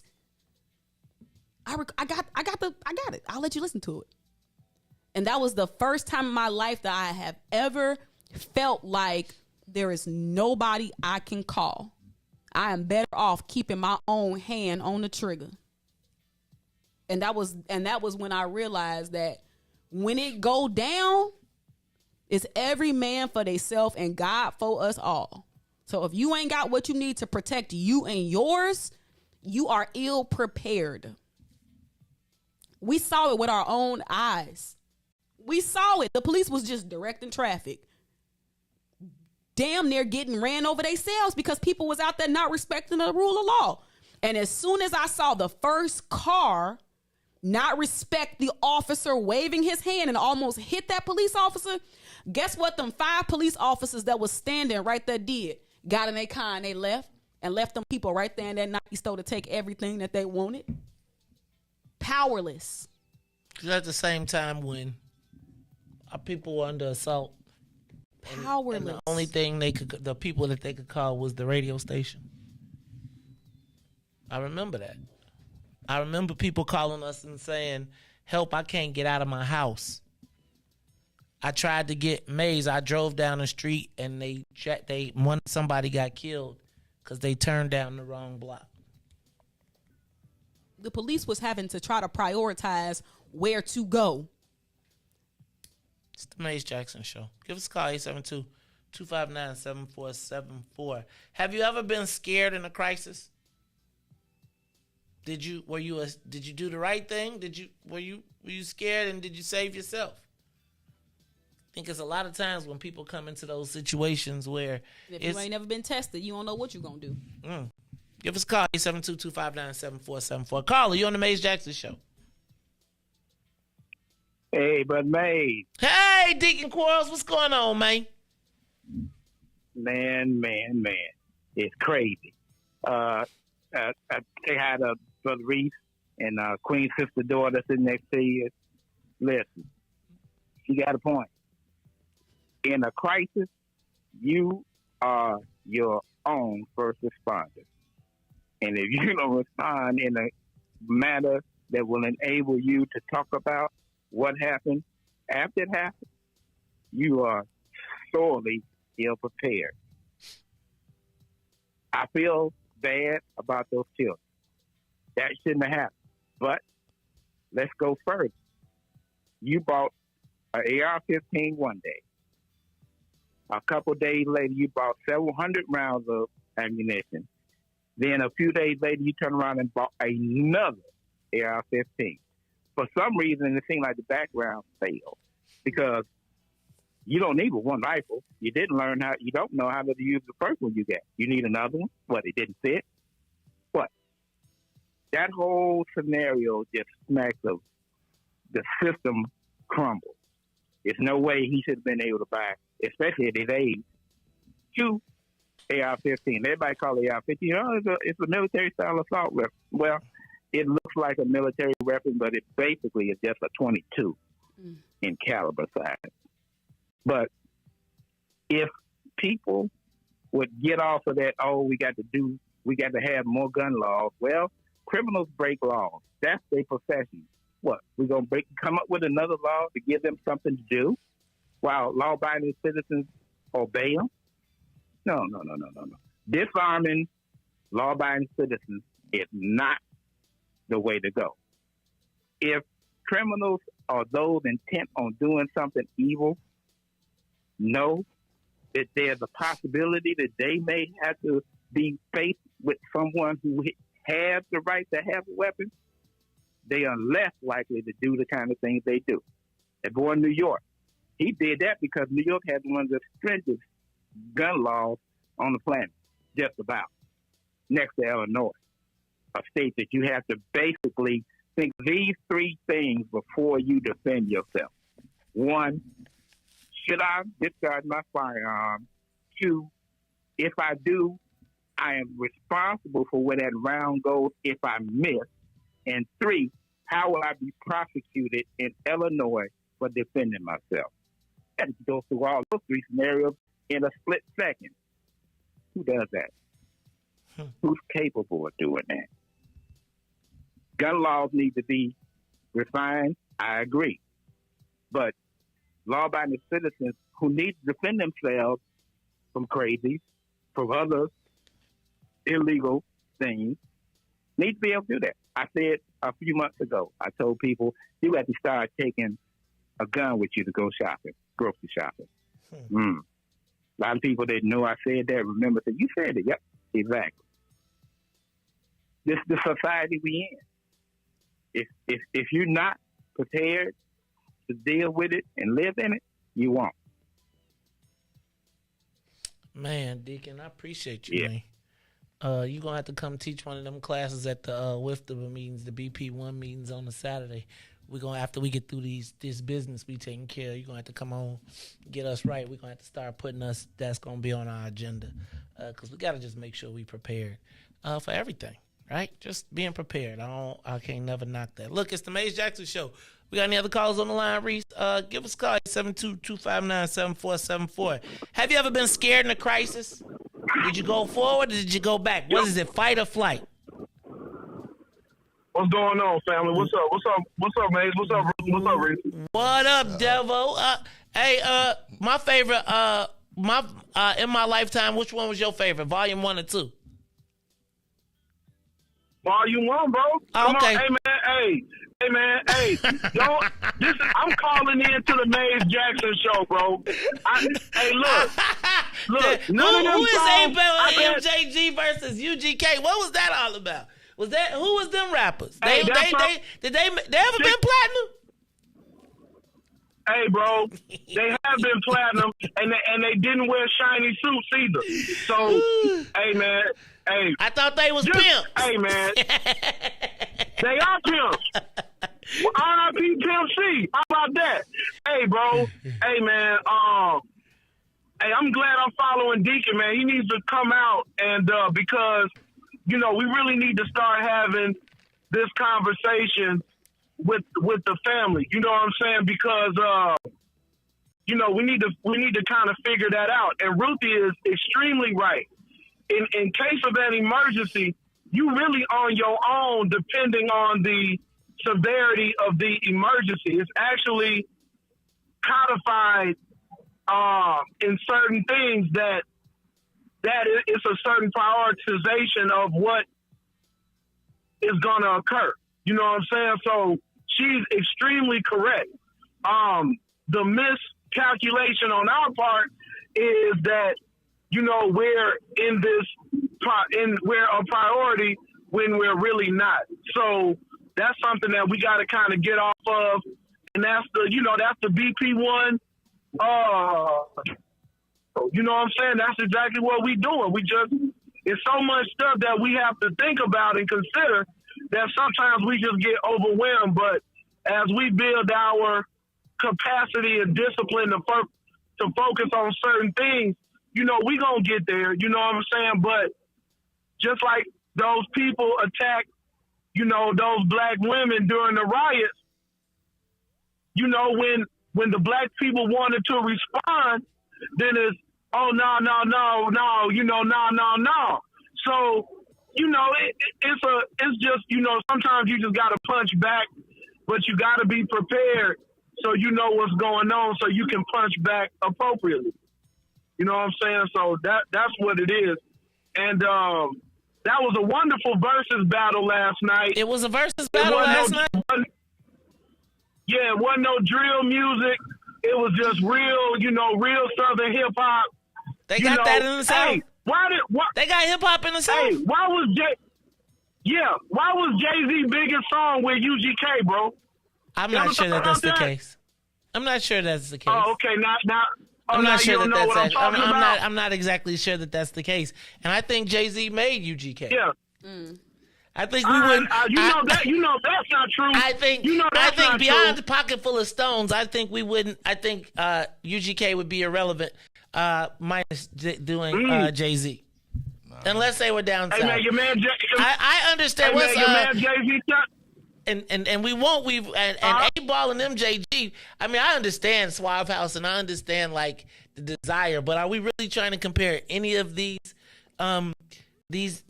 junior labels to Rockefeller? Yes.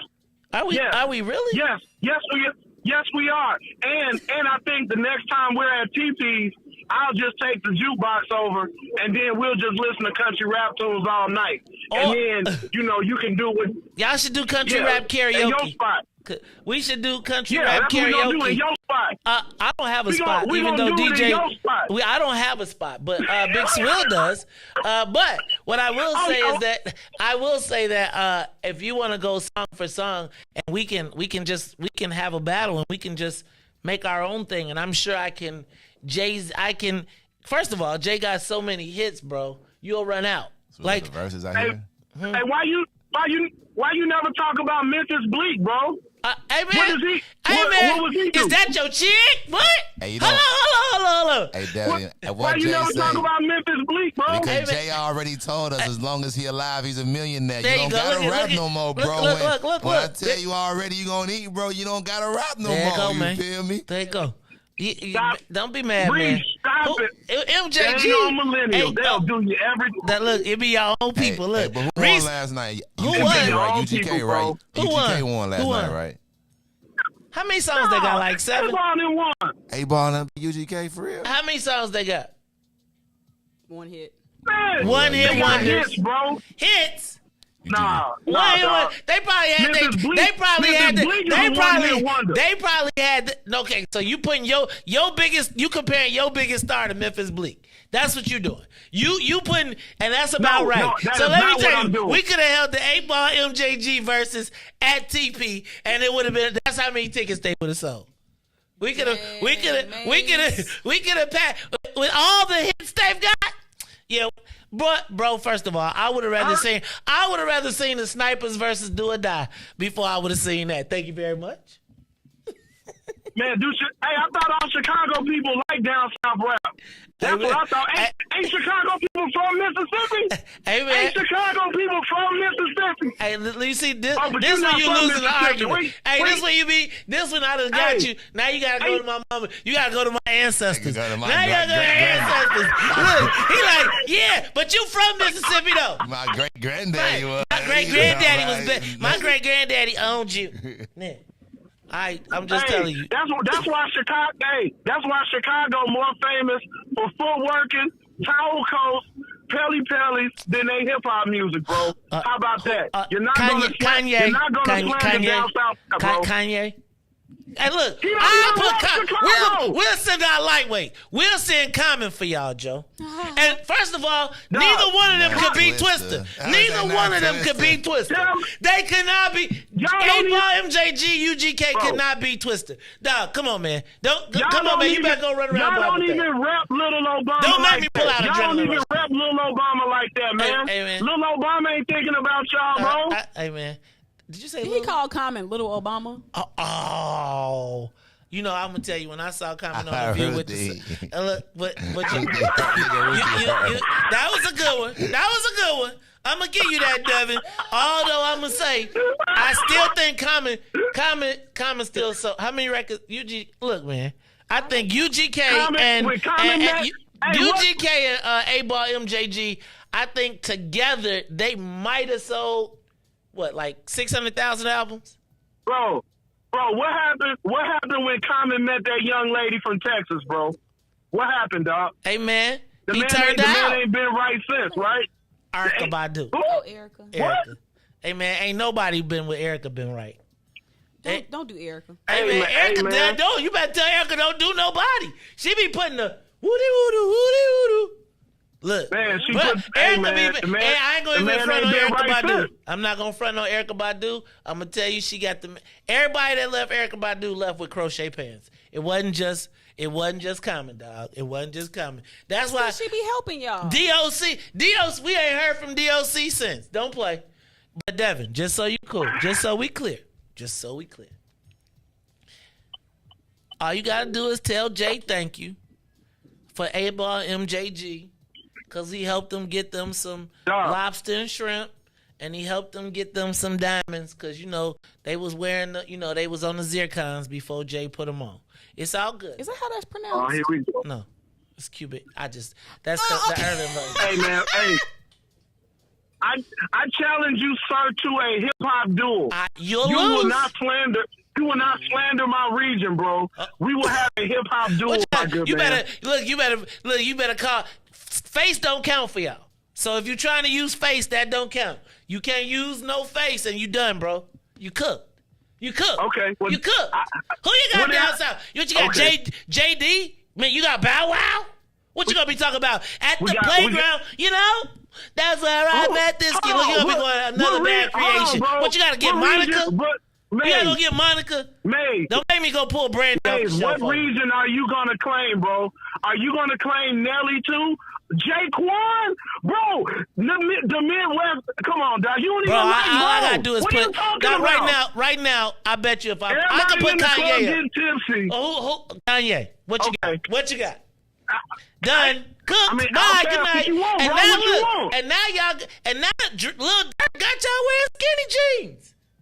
Don't play with me, dog. Don't play with me. Don't play. Devo. We done had the world title. Bro. When does the world title ever come to the South? Never.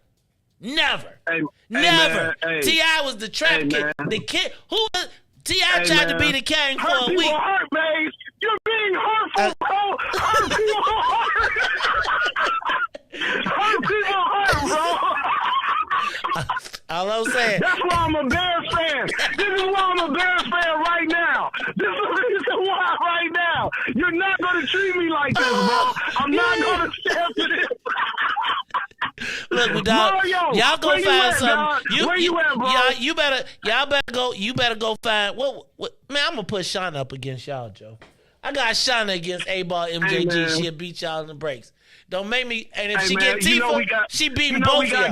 Gangsta Blue, me and Ash, man, we good, man. Hey, look, bro, dog, I'm just telling you to get the tickets to that concert on Groupon. Right now, they got front row seats at Groupon for $36 for 4 people. Man. Right now, for Project Pat. And get them the CDs. Promo you be like, code too. Yeah, the promo code too. They don't even need a promo code. They be like, take these ones.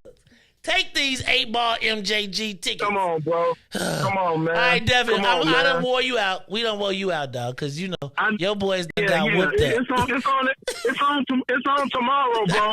The whole meeting gonna be back that thing up the whole day. The whole meeting, bro. I'm taking over the whole meeting, bro. Hey man, ain't y'all the ones that started the men in dresses stuff too? Ain't that? Didn't y'all have a dress? What's your man love? Young Thug? Young Thug? All right, he's prepared. All right, we gonna let that go though. It's the Mace Jackson Show. Devin, real life, he is a hater. Oh, he is a hater. Devin is a hater, but it's okay. I mean, like for real. Like, okay. Like, let me help y'all understand. I'm not disrespecting 8-Ball and MJG. Maze, I'm not disrespecting. Maze, can you please stop being anti? Because I don't. Now I'm gonna be anti-South. Maze, they gonna write a letter. They gonna write a letter because I'm anti-A-Ball MJG. They gonna send us to the record execs. Oh my God, Maze is discriminated against the Southern rap, the Southern rap pimpery. My bad. He's discriminating against us in our strip club music. Ruthie. You know the South popularized strip club music. It was not supposed to leave the strip clubs. Then I'm gonna tell you, you know who invented that in Chicago? Riis Dunn. He was here. Did I tell you about the guy that I used to? He auditioned to be on the street team, and his idea of marketing was that he combined his music with pornos. His rappers would be on, and he would use the music as the soundtrack.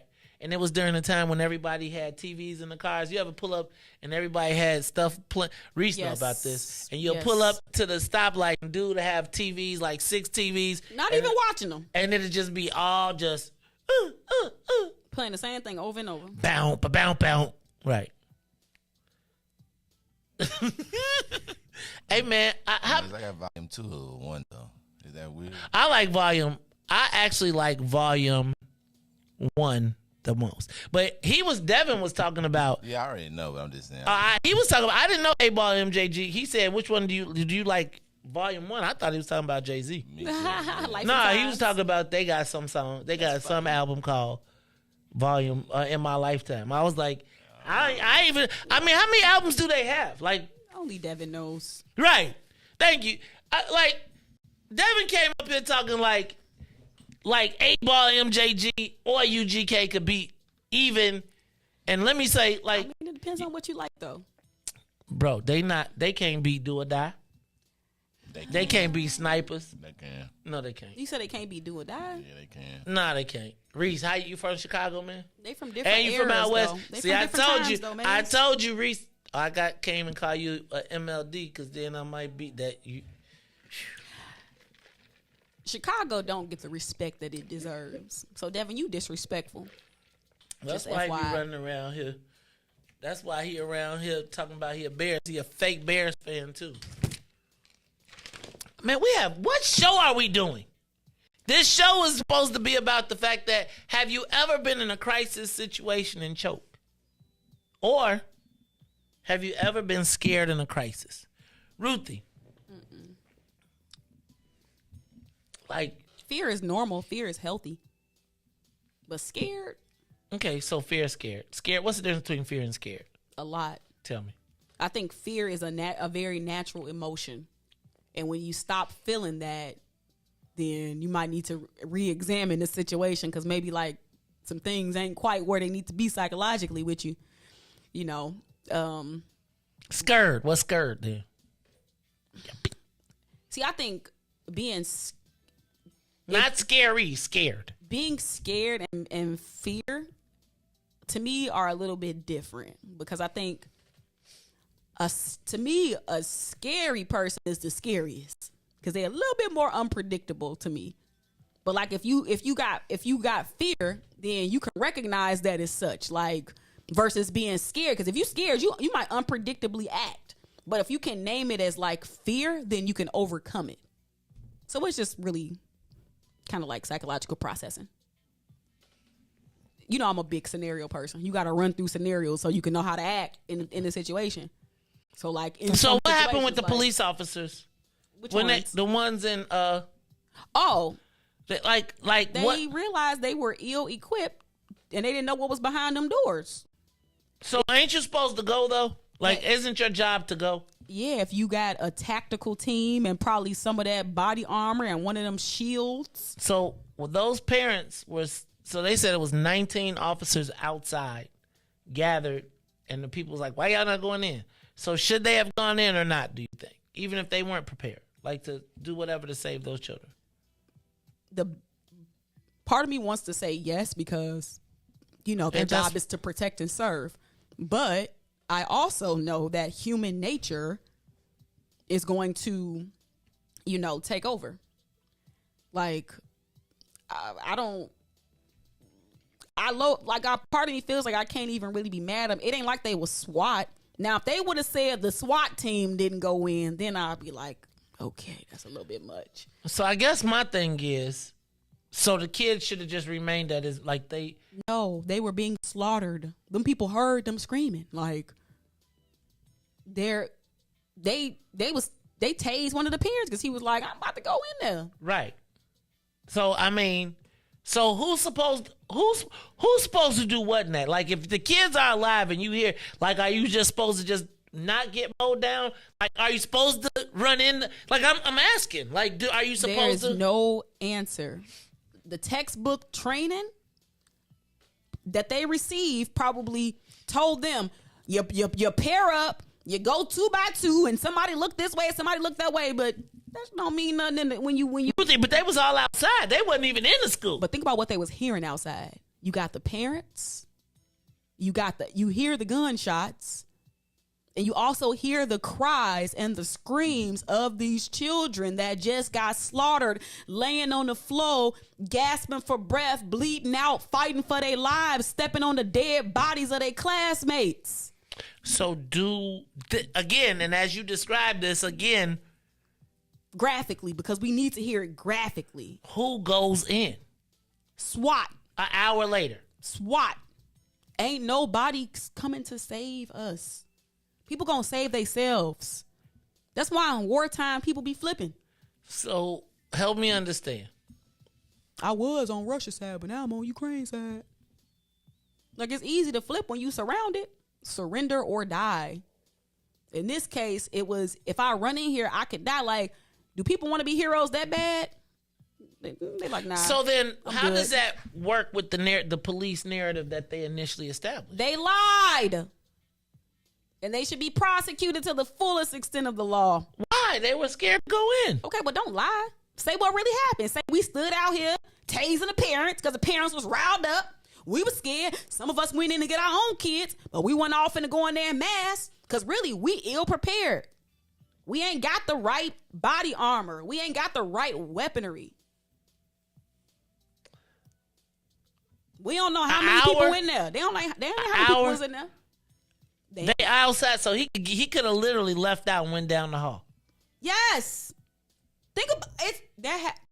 Part of me can't really, I don't really fault the officers. Part of me can't, because with these school shooters and these school shootings that are happening, like, they ain't know what was going on inside that building. Like, okay, let me ask you a question. Do firefighters run into burning buildings? Yes.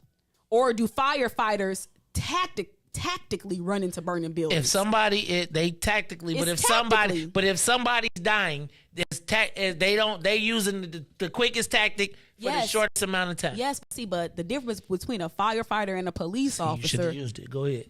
No, but I'm saying they don't just run in. They don't. They tactically go in. They got the proper equipment. Plan.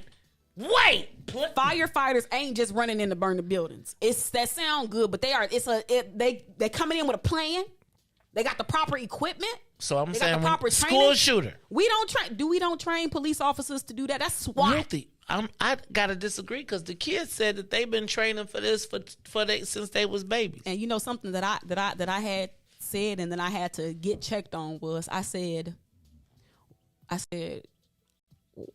why didn't some of those kids grab them bulletproof backpacks?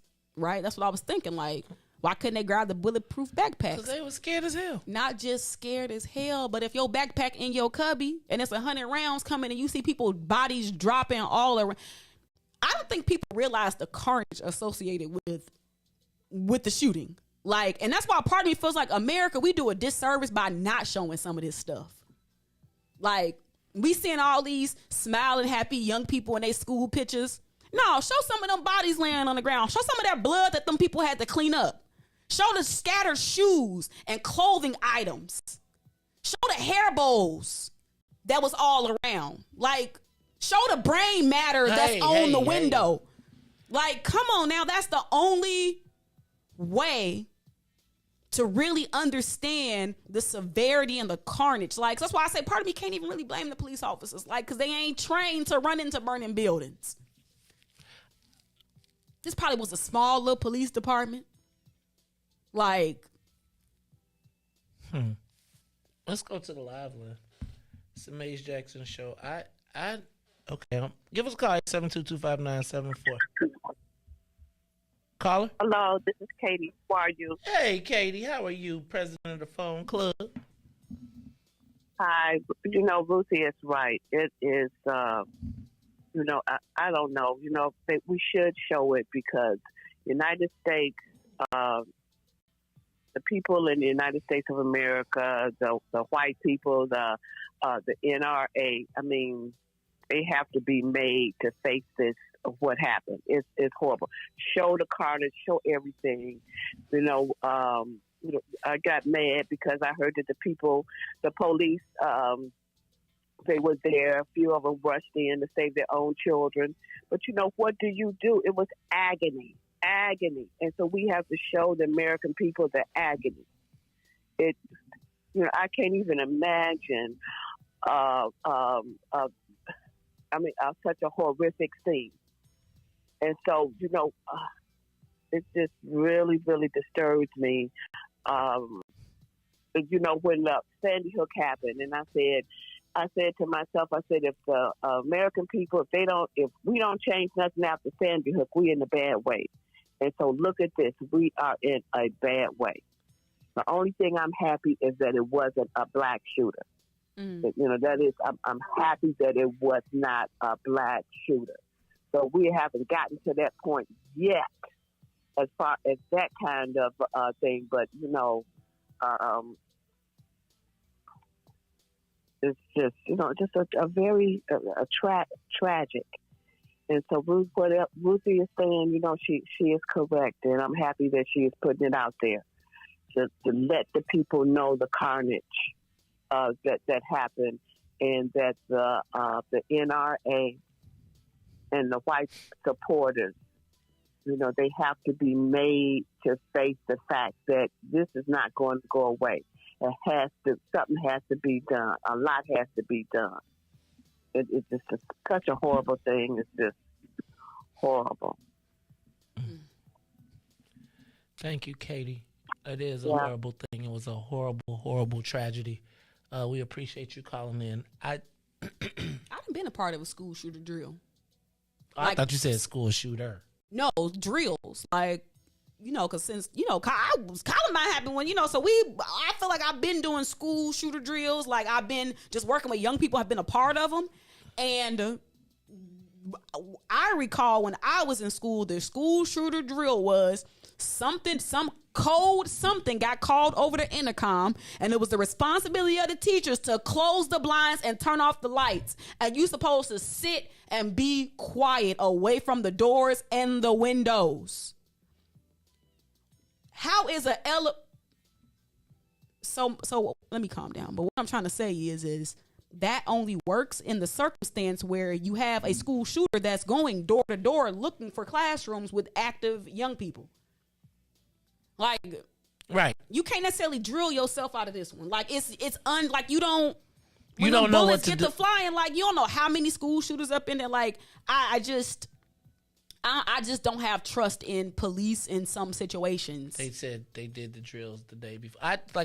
So I guess my thing, Tennille says that they did the drills the day before. I just told you what them drills consist of.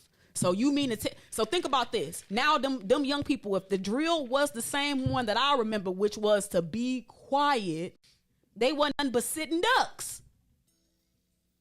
He massacred a classroom that was connected to another classroom. Tennille said they train at their school to throw to grab something and you can throw. I just think this. I don't know how you respond in a moment like that. Like I do, Ruthie, probably feel somewhere in my space that, and maybe I'm just bought into the narrative, like I just feel like you make me think like all of the institutions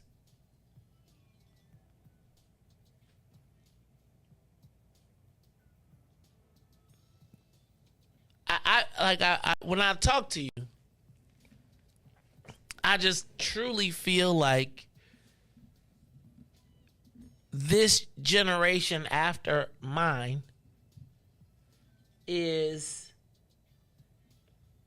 man, like I really feel like y'all are truly pessimistic. And I don't know, and I'm not saying, I don't know if that's the right word, but like I feel like all of the things that are underpinnings to me are not to you.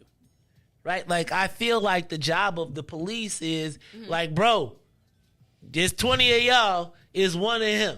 Somebody got to get to the thing because the kids right? Like, my thought has always been that the police are the ones, the heroes, right? That wear right, capes. like, never, like, I think that, you know, the movie always tells you that it's the moment of truth when, you know, like, the police know that it's their job to sacrifice and they're going to jump on the bomb or they're going to do the thing. And I always feel like, and I feel like even with yesterday, like I always think about in the movie when they say like, okay, one person got to go. I got some police officer friends, black ones, right? And we have real conversations. you better off making sure you and your family good. Because at the end of the day, they feel like they too are under assault. So how you expect people who the world is saying defund, do this, to run in and protect somebody? They like, now y'all need us.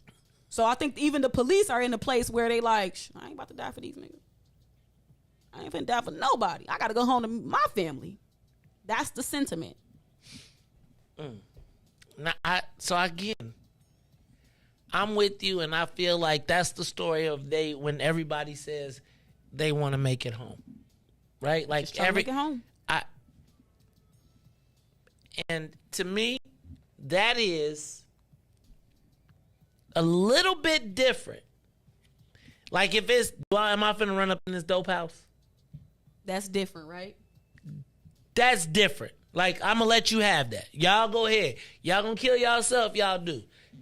There's a classroom full of children. I'm gonna be honest with you that I don't know that as Maze Jackson, regardless of whose kids are in there, if there is 20 kids that are in a place and there's a shooter and there's a single shooter, you probably will have to tase me. And my kid might not even be in there. This is how you know it's a single shooter, though. Again, it could be 20 shooters. But the kids gotta have the most chance to live. Like, 100%. And so to me, it's like, get the kids or die trying. And like, you keep him at bay or do whatever you can until the SWAT arrives, but we not finna have a meeting outside. Like, we gonna be trying to have them pinned down in the corner, and it's gonna be shooting around the corner, and it's gonna be pew pew, and somebody gonna be shooting at the window, something. Remember the school shooting at, I think it was called like Marjorie Stoneman or something. It was like one of the real bad ones, and the resource officer, he got kind of cooked because he went and hid. Right. Like, but that's my point. Same thing. Again, which then challenges the whole narrative of why do you have a school resource officer there? Stop playing, because I shouldn't say stop playing because I know you ain't playing, but remember, in our communities, the police ain't there for the same reasons why they in the other communities. They weren't even brought in for the same thing. And I'm not necessarily saying that we should not have police in our schools, but the police in their schools was supposed to be to protect them, whereas it's opposite in our school. That's why I'm always like, I hear Brother Devin, and I think Tennille always talk about like, no, give me the metal detectors in the school, like give me all of these things. And so I agree in that regard. But low key, I do feel like black schools are way more secure than white schools because black schools been trying to protect from the elements in the communities and inside of the school. So to me, the school resource officer at my school, at my son's school, is to be on the offense for anybody coming in the door. But it's the opposite in black schools. In the black schools, I feel like the school resource officers get called on the student. But it has also made black schools safer. You ain't getting into a CPS school. You're going to have to walk around to the primary exit, to the main entrance. And I guarantee you ain't getting through that door until somebody buzz you. They going to look at you crazy. You all right. Make you sign your name on a piece of paper. Probably make you grab a mask nowadays. And you got to walk straight to the office. Like, black schools been on lockdown. And that's a good thing, in a sense, for when we think about the external threat of school shootings. But are we already over-policed in our schools? Yes. But if a white person gonna run up in there and take our young people out, it's gonna be a couple police up in there, at least one. But if he gonna do that, but he gonna have to get through the metal detectors. So, but is he gonna be? He gonna have to get through Miss Jones that been working at the front office, and she don't recognize you because she know everybody parent. Well, let's back up. If he get in the door, he ain't getting in the door first because before they buzz you in, they looking at them cameras, right. Or somebody's walking to the door to physically open it up. CPS ain't playing. You ain't getting into them. You is not getting into a CPS school like that. That's true. I get that. But I'm going to say once you get past the door, I don't think the metal detector would stop you because if you had it. Once you breach, but that's anything. Once you breach the door. Yep. All right, man. I don't know. Ruthie, I do feel like the police. Am I wrong for that? thinking that the police should be like they should have. I thought it's like, you know, in the movies they look at each other like, okay, man, this could be our last time together, and then they go, right, and they do like, okay, you got to pin them down. How many kids, like, you know, like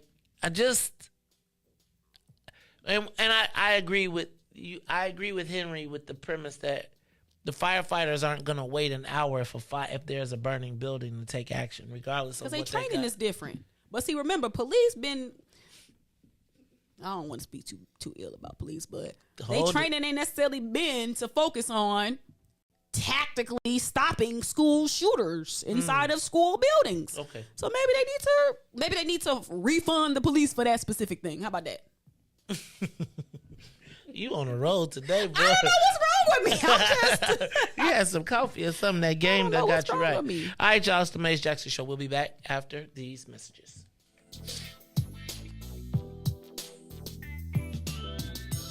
The Maze Jackson Show will be back after this break. Broken screen, crashed system. Are you in need of spyware or virus removal from your computer? Well, contact RPC Computer Repair in South Shore and let us help you with all your computer repair services and print needs. Need office or print production services, copies, scans, fax, or even notary service? Then stop by and support RPC Computer Repair and Print Shop located 1741 East 71st Street in the 71st Street corridor, newly revitalized South Shore areas, and let RPC be your one-stop shop, where we believe RPC is your PC. RPC Computer Repair is also a UPS access point where you can drop off and pick up your important packages. So let RPC be of service to you. Call RPC Computer Monday through Saturday, 8 a.m. through 6 p.m. at 773-966-4457. That's 773-966-4457. Visit RPC at rpccomputeringinc.com for more information. Uh-oh, what's in it for the black people? I want to know, is there an offensive black people list? Who manages it and black people have to honor? Maze. You're Uncle Tom. That's why you're an offensive. And the reason why you're Uncle Tom is the real story of Uncle Tom. How he worked for his freedom, and then the slave master reneged on him and wouldn't let him get his freedom. So you know what he did? He left. You're messing with the church's money. You were smart enough to work your way off, so you offended the white folks, and then you offended the black folks because your ass left, and because they wouldn't. And who manages the left is both black folks and white folks, because if you see in that situation, the black folks is just as mad as the white slave owner that Uncle Tom left. What happens if you say that and someone gets offended? You ran off the plantation, brother. That's why you're offensive. That's all I got, brother. Keep being offensive. Thank you. Maze Jackson. Today, the Biden administration is releasing what it calls a new strategy to fight domestic terrorism. Following a 100-day review, federal officials are now laying out a new plan hoping to deter, detect, and prosecute domestic terror. They went to the Capitol waving their flags and looking for smoke. He was out there looking for justice. They was over there looking for votes. Ashley Babbitt was with him and told all the people that nothing could stop us. She climbed through the Capitol window, breaching security, and called a shot, bro. The media say she a veteran. They paint the picture to make her look greater. But she disrespected the same country that she served. That makes her a traitor. They was fighting police, resisting arrest. On God, I couldn't believe it. I guess blue lives only tend to really matter when it's convenient. Hey, these are the times we witness in history. All because they didn't get victory. United States is so contradictory. We get equal rights, that's a mystery. Politicians, they more like magicians. You know they got tricks up their sleeve. We point out the flaws that's up in this country. You know they gon' tell us to leave. Somebody try to help me understand it. Always seems like a double standard. They be out here leaving us empty-handed. To certain rights we are not granted. The media is the culprit when it comes to the comparison. When it comes to race, they always changing up the narratives. Terrorism. They say you a patriot, call you a hero. I call it terrorism. And that's on the real. You know what we know, I say it's terrorism. They say you a patriot, call you a hero. I call it terrorism. And that's on the real. You know what we know, I say it's terrorism. They say you a patriot, call you a hero. I call it terrorism.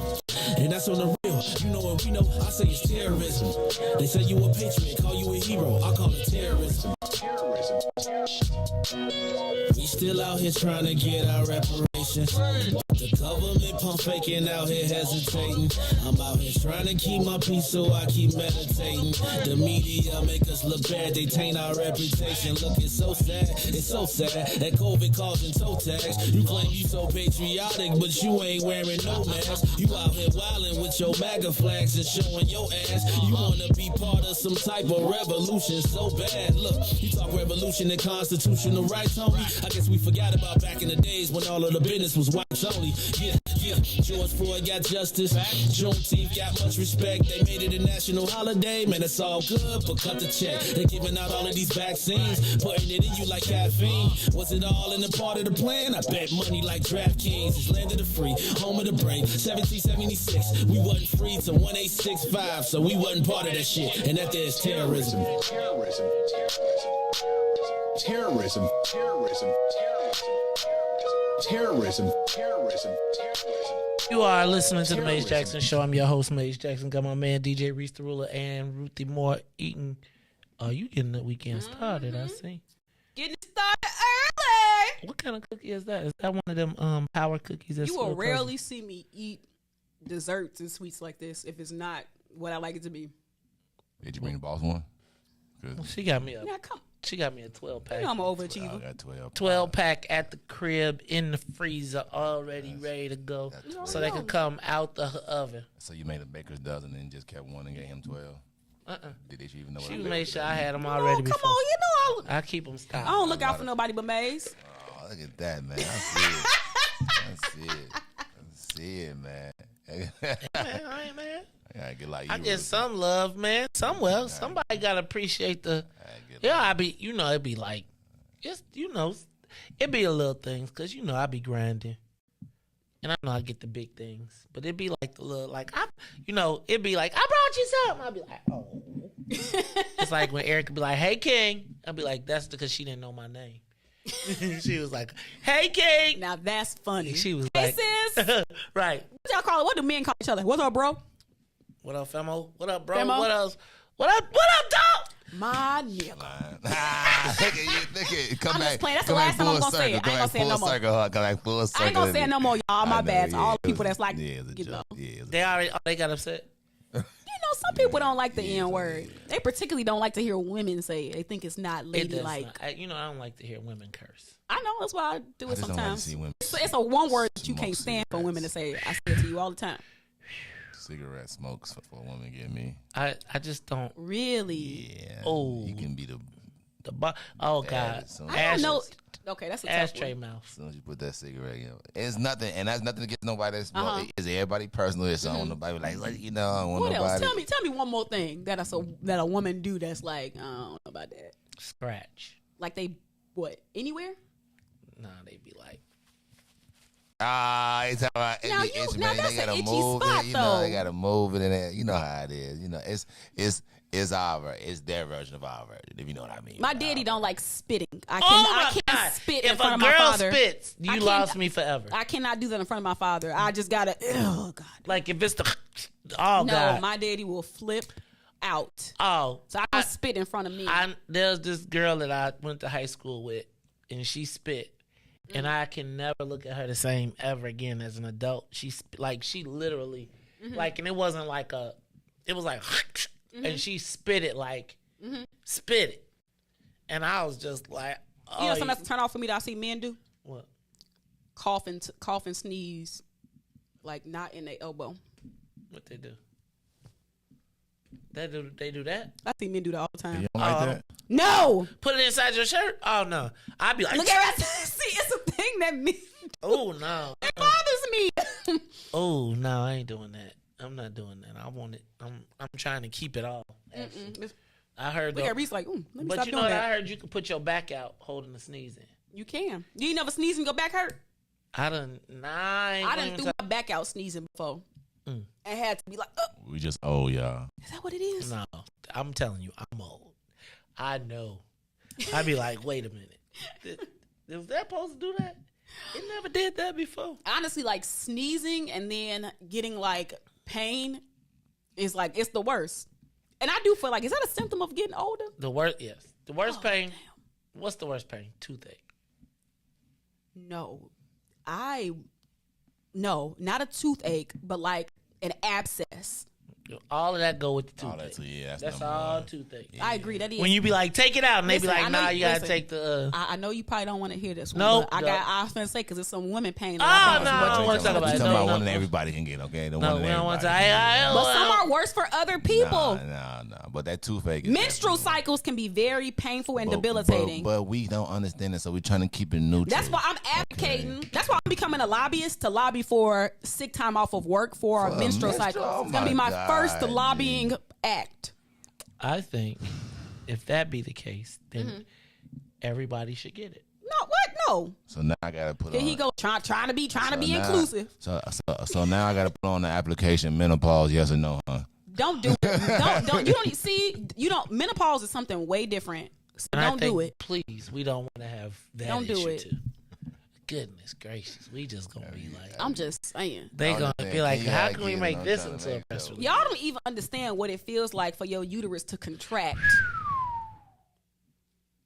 We were talking about things that everyone can get. Okay. You ever had your uterus contract? I think you're trying to call me something. I'm just saying. No. That was cause of sin. Oh no, he didn't take it to the Bible. I'm gonna eat my cookie. He took it to the biblical. That was not the white man's Bible. That's sin. That is. You better stop for the Christians write a letter. The sin. Timestamp 5:42. Hey, King James gonna write a letter, Maze. King James gonna write a letter. No, the New International Version will be writing the letter. Ooh, that's so funny. Oh, Jesus, Lord. Ooh, Lord. Okay. Oh, they trying to steal my superpowers from me, man. They trying to steal my superpowers. All right, y'all. Who's on the road? Who is doing something for Memorial Day weekend? It is time for Tell Me Something Good or Someone Good Friday. We skipped over a whole bunch of stuff that was on our piece of paper, but I do want to know. Well, tell me something good. What you doing for Memorial Day? Y'all cooking? Y'all barbecuing? Where you getting the barbecue from? I feel like such a lame. Like I'm thinking, where can I go buy some barbecue from? Because I'm not gonna fire up my stove. I'm not gonna. I feel like I got work to do. But you live by so many good restaurants. How you know? Because I be over there and I be like, damn, I'm moving to this ward. 27. Over there? I love Green Street Meats. What you know about Green Street Smoke Meats? Who told you? Who put you up on that? Oh, you know I be with the white people at. I thought I put you up on Green Street Smoke Meats. I didn't. I wish you would have. I took Swill to Green Street Smoke Meats. He do be. Hold on, when you go because he did. It's been a minute. Okay, Me and my sister, we be all across. Ah, you and your sister, right? Oh, but that line is a beast though. Like if you got to stand in that line and get the tray, but one person stand in line, other person go get the table. Hey, Green Street, you eat in the alley? You ever ate outside in the alley? It's always been so cold, and I can't sit out there with the heat lamps. I be cold. Ruthie, I sit at the bar. You, man, first time I took Swill there, he bought. I was like, He was like, I just want one. He was like, I want the beef ribs. Oh, he got one. They gave you one rib. But it's so that good. Bad boy cooked for 16. I asked them for rib tips. They tried to diss me, man. Rib tips. The sides don't be hitting. No, I ain't gonna stunt. They don't need the sides to hit. Actually, with that bone, though, they told me this lady said you take that bone, and that's what you use that bone and make you some stock and some soup. So I don't eat soup. I throw the bone away. I wish I had a dog though, cause when I get that, So that's what you doing for your barbecue? You having Green Street Smoke Meats? Cooking jack. You see, I'm already eating cookies. You know, I'm kind of weekend I'm finna have. I'm gonna so, work tomorrow, and then after that. Y'all ain't gonna see me till Tuesday. We ain't having no parades. We working tomorrow. She doing she where you should be working every Saturday. Look, black people first. Look, where you been? Right. You get paid for that? See? And there you have it. I was asking that like I'm. I'm sensitive about working for free. You're not working for free. I was just asking. No, like I wasn't being funny. I was being serious. I was being serious. That's liberation work. I'm the police on the outside. The liberation work. I'm standing outside. I know, but you still got to do liberation work. That's okay. Riis just he ain't made a phone call. look, made the most money. They ain't made a phone call. Nary a call. Be working, Riis. I'm just saying, like, Riis is so funny. I'd be like, He's serious. It's okay. I'm gonna be serious too. I'd be like, okay, I got you. No, I was asking her, like, for real question. I was asking her that, like she meant like work. Like I thought she was like really doing, but not like I thought she meant it like in a paid sense. That's the reason. It was a question. It wasn't being funny. I was really asking like an honest question. You weren't being facetious. No, I was really asking a real question. Like, is that actual work? Oh no, but then that ain't. No, it is. Work. It's work. It's just an extension. extension. It ain't work, man. That's love. That's not work. No, that's it. Kindness of your heart. Love to the people be work, man. They make you work. It be a workout. Give us a call 872-259-7474. It's Memorial Day weekend. I want some brisket now. Oh, I do too. You want chipped or sliced? You want sliced or? You know what? Oh, it depends on who cook it. But it's. Oh, but you gotta cook now? All right, I'm gonna. So it's this one place on the south side. They got the best brisket, and I'm hesitant to say the name because when I go, it ain't gonna be none because I always be limited. Who is it? Who? See, I ain't gonna tell you if you don't know about it. Who is it? If y'all want to know, I might put it in the chat. Lexington, Betty. Where's that at? See, it's on 119. Oh, I ain't going to 119. Is that the place? Yep, they got the whole restaurant now. But my thing is, you can't never get.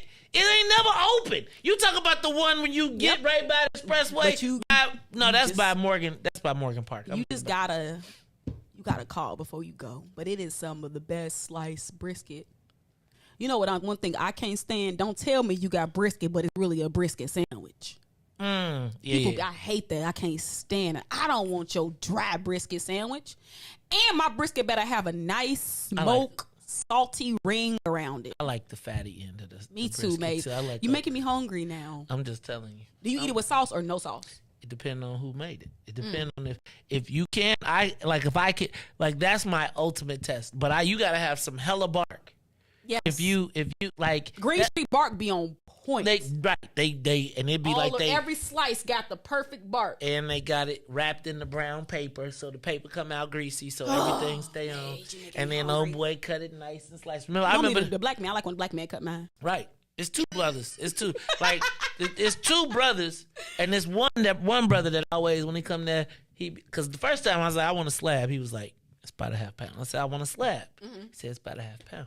I said, so how many half pounds is in a slab? Because I want a slab of ribs. Till I realized the slab meant $60. You finna be like Flair Flintstone when they put the rib on and the car flip over? That's the beef rib. And you got to get that'll be gone. Yeah. All right, give us a call, 872-259-7474, 872-259-7474. Ruthie out here giving all the white barbecue props. I would like to... Lexington, that's black. Okay, you didn't say that. Did you say that out loud? You said that out loud. I told the people. Okay. I ain't gonna have all the good briskets because it's not easy to find briskets. Uncle Jay's, Limbs, Alice's. I gotta tell you, Uncle John's that donut. Yep. Uncle John's. They ain't got no brisket though, Maze. No, that's the hood. They don't even be having beef products. Uncle John's is like an old school rib joint. Like that's like you used to go to Leon's. Man, you know what I want? Some tips from Baldhead.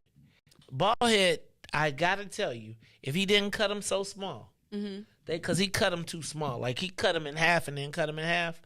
Like he and then cut them in half and then I need them to be full tips. Oh, like because he cuts it like this. People like them cut like that though.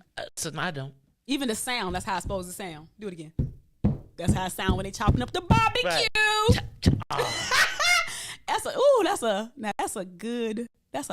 I'm a sound person. Like I like sounds. I think that sounds boy take like, that big whack, you know, and then don't let him be a good one because I be scared with he be. Ow, my finger! Right. Slide. It's in your plate. All right, y'all, it's the Maze Jackson Show. It is Memorial Day weekend. We got a lot cracking. Riis, what you got? Anybody? Give us a call, 872-259-7474. Y'all probably on the road already. They said traffic is up 113%. Woo, just like gas prices. On 290 is the worst traffic from now until 7 o'clock.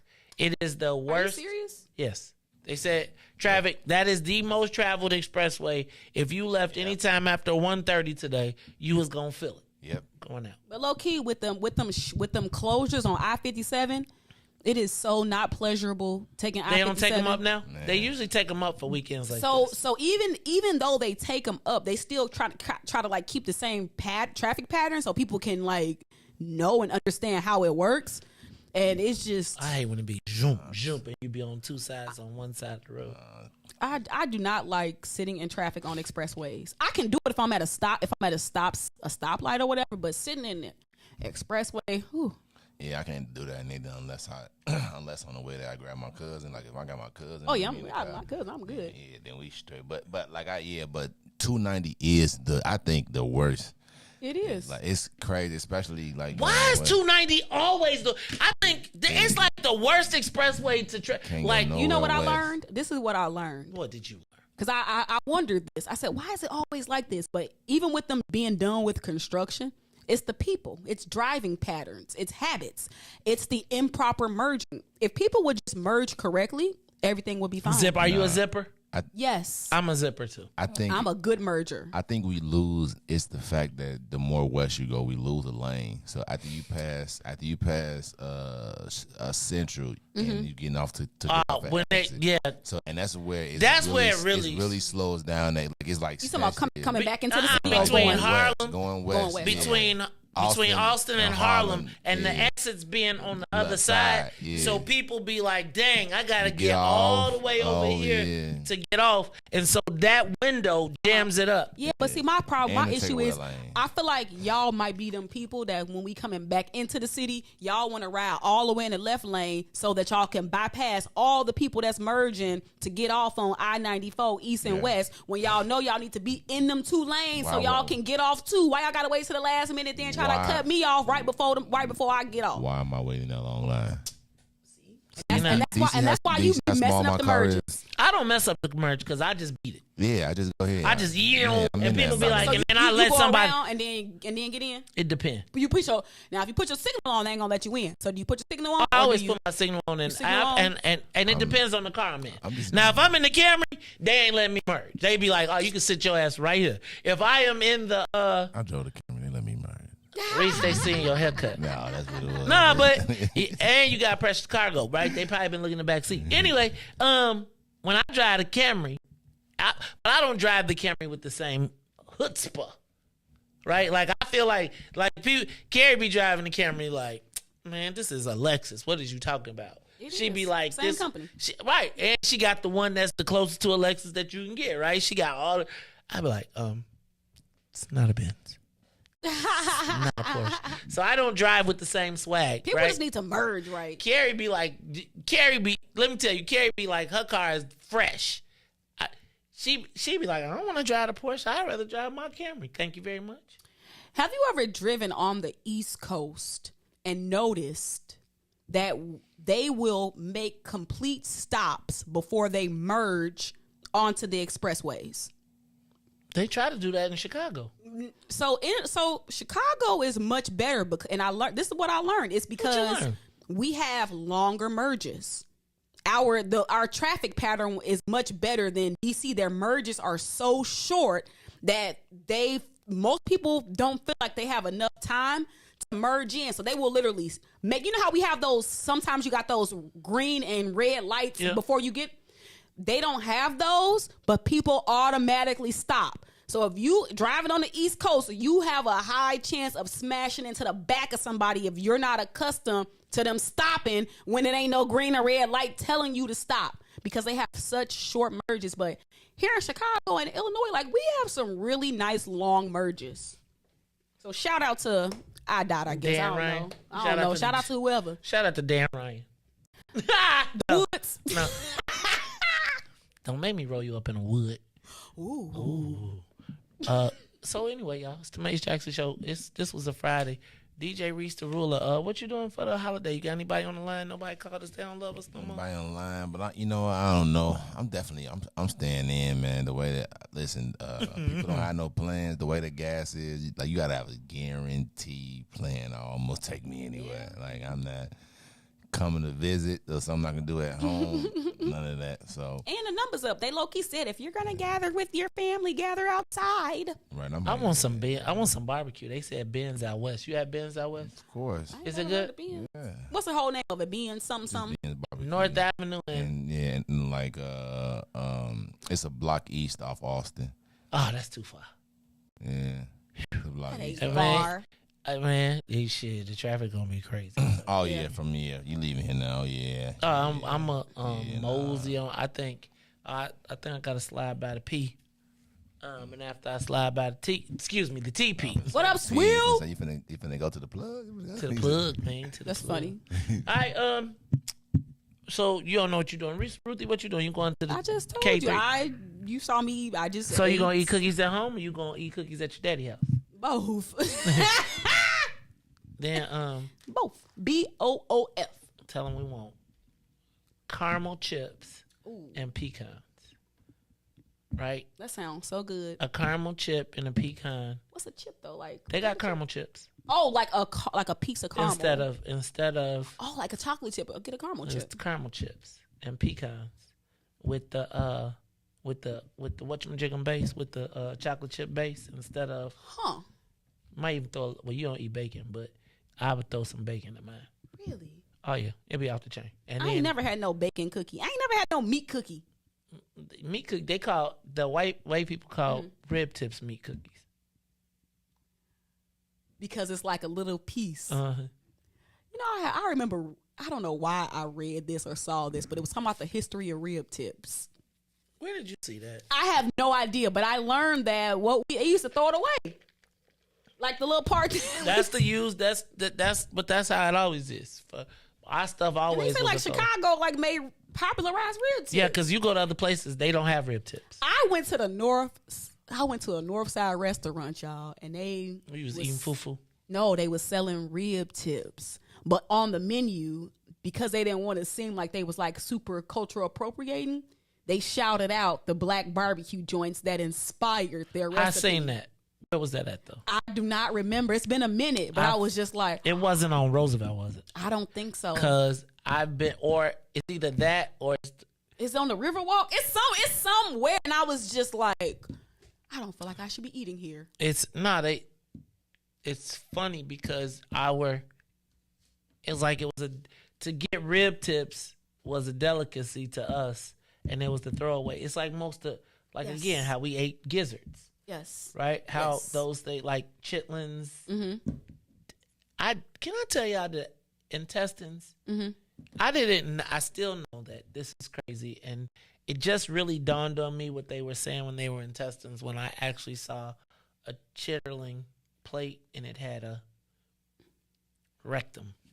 Oh, wow. And I was like somebody was eating that piece? It was in the bowl to be consumed. Oh, wow. And I was just like, okay, now I really get it. Because I used to always just see them shredded. Or like sliced up, right? Yeah. And that was a whole one. It's like, passing on that. All right. It is the weekend. We are going to be off on Monday. Anybody going to see Top Gun Maverick? I want to see it. I know. Taking my dad this weekend. You can see? See? Daddy's son.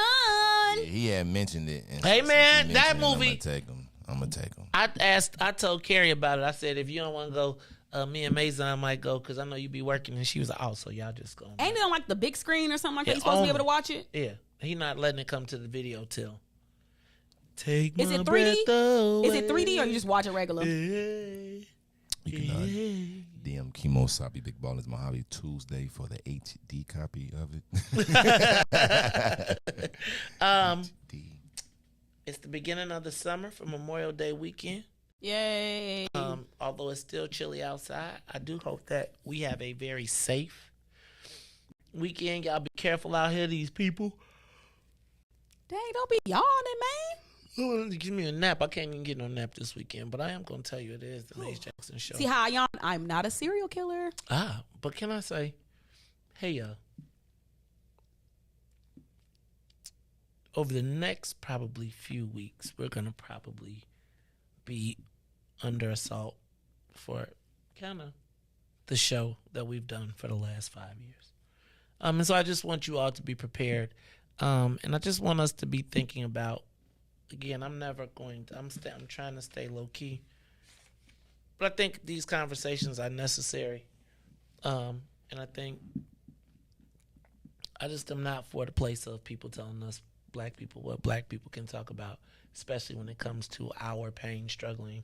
It is not a tool for others to determine when we can use it. So I just want to point that out. Y'all got anything else? You got anything on your bird? Not on your bird. On your brain, Ruthie Moore? No, I would just, I'm happy to be here 3 days a week. Uh-oh. Riis, she gonna take 2 months off. No, I'm happy to be here 3 days a week to banter. This is a serious thing that we're doing here now. No, so I don't take it lightly. And I know I low key, like, I don't want y'all to ever think that, because we just be like joshing each other, but I'm happy to be here sometimes. I know. So, I do my little 3 days happily. Why black people always got to put a little on your stuff? Because when we be little, our parents be like, your little friends. But you ain't, see, don't. Your little friends. Don't be making my show little. Look how we That's done got you. what people do. Your Look little how friends. Riis, we done got new office. You with your little car. Like, with your little river view. With your little backdrop. With your little car. Everything gotta be little. That little million they donated. He threw his little $1 million on. That's okay. It's just what we do. Black people just, it's what we do. We just got to make us smaller than we are. See how you do. Shout out to everybody who made it with us these last 2 weeks. They almost got me, like, I almost went back to the mornings. Riis just gave the long, slow blink, like, hold on. Now you done got comfortable at the afternoon. Like, what's in it for the mornings? We got to go back at 6, dude. Not yet. 6. No, and what I'm starting to see is that they starting to find, I should have probably did some advertising so y'all could catch back up. But it's all good, because it is the Maze Jackson Show, where every single day we ask the question, what's in it for the black people? And if you don't like it, you can still tell them. Maze said, we out of here. Hey. Oh. BP1 meeting tomorrow. We supposed to be going to Thornton Township. Mm-hmm. What I'm going to do is be at TP at 10, but we need to be at Thornton at 11 unless you contact Kenny and get there by 11. Right? Across the street from McKinley Elementary in the big parking lot at the old church. All right. So reach out to Cassandra, Jackie, and Kenny if you are part of BP1. We hitting the streets this weekend. Get your work done and then get back and celebrate your holidays. Look. Shout out to all of the Memorial Day. That's the troops, right? Oh, shout out to all of the veterans. Hoorah. Shout out to all of the slaves who went out and put flowers down for the people that perished in the Civil War. Yeah, man. And I recognize that it ain't perfect, but it's all we got. So, for Maze, Riis, Ruthie, who? Ain't nobody said nothing about no damn Todd. I am the host of the Maze Jackson Show, where every single day we ask the question, what's in it for the black people? Don't forget, we'll be back on Tuesday. And if you don't like it, you can still tell them. Maze said, we out of here. Peace. Let's get down to business and go ahead and address the facts, man. Lightfoot seems more lesbian than black. Rahm Emanuel's another case. He was just as tired. 50 closed schools left much to be desired. Police had Anjanette naked on that body cam. They suppressed the footage so it couldn't touch a lot of hands. Reminds me of that 16 shots in that cover-up. Both of them similar, so I went and dug it up. George Floyd killed, a lot of riots happening in town. Southside burned and they wouldn't let them bridges down. Grandmother sick, need a prescription and plus a couple groceries. groceries, you gon' have to travel just to get it now. COVID-19 out here shutting all the business down. Not enough SBA loans to even give around. So many failed businesses that you can put them in the pile. If you don't survive the pandemic, it's gon' sit you down. We sing, dance, play ball, entertain, and crack jokes. Government infested black neighborhoods with crack smoke. System that milked us so bad, we got lactose. Still trying to find out what's in it for us black folks. We sing, dance, play ball, entertain, and crack jokes. Government infested black neighborhoods with crack smoke. System that milked us so bad, we got lactose. Still trying to find out what's in it for us black folks. Shout out to Willie Wilson, hope one day you get to send it. We need some different players in the game to handle business. Too many shady characters like Madigan and Blago. But when you really break it down, it's typical Chicago. City full of gangsters, it's what the land was built on. Same streets with hood legends, DNA gets spilled on. Carjackers out here lurking, trying to get they steal on. Looking for a block to put them Hellcat wheels on. Let us give bogus appraisals a red line. Car crackers out here getting minimal fair time. And I'm concealed carry, I stay with the pipe. But Illinois gun laws giving minimal rights. Stay up on the swivel, make sure I'm moving tight. Check all of my mirrors when I pull up to the light. Pick my homie up from out of town, man, he caught a flight. He was hella nervous, told him, shorty, this a way of life. We sing, dance, play ball, entertain, and crack jokes. Government infested black neighborhoods with crack smoke. System that milked us so bad, we got lactose. Still trying to find out what's in it for us black folks. We sing, dance, play ball, entertain, and crack jokes. Government infested black neighborhoods with crack smoke.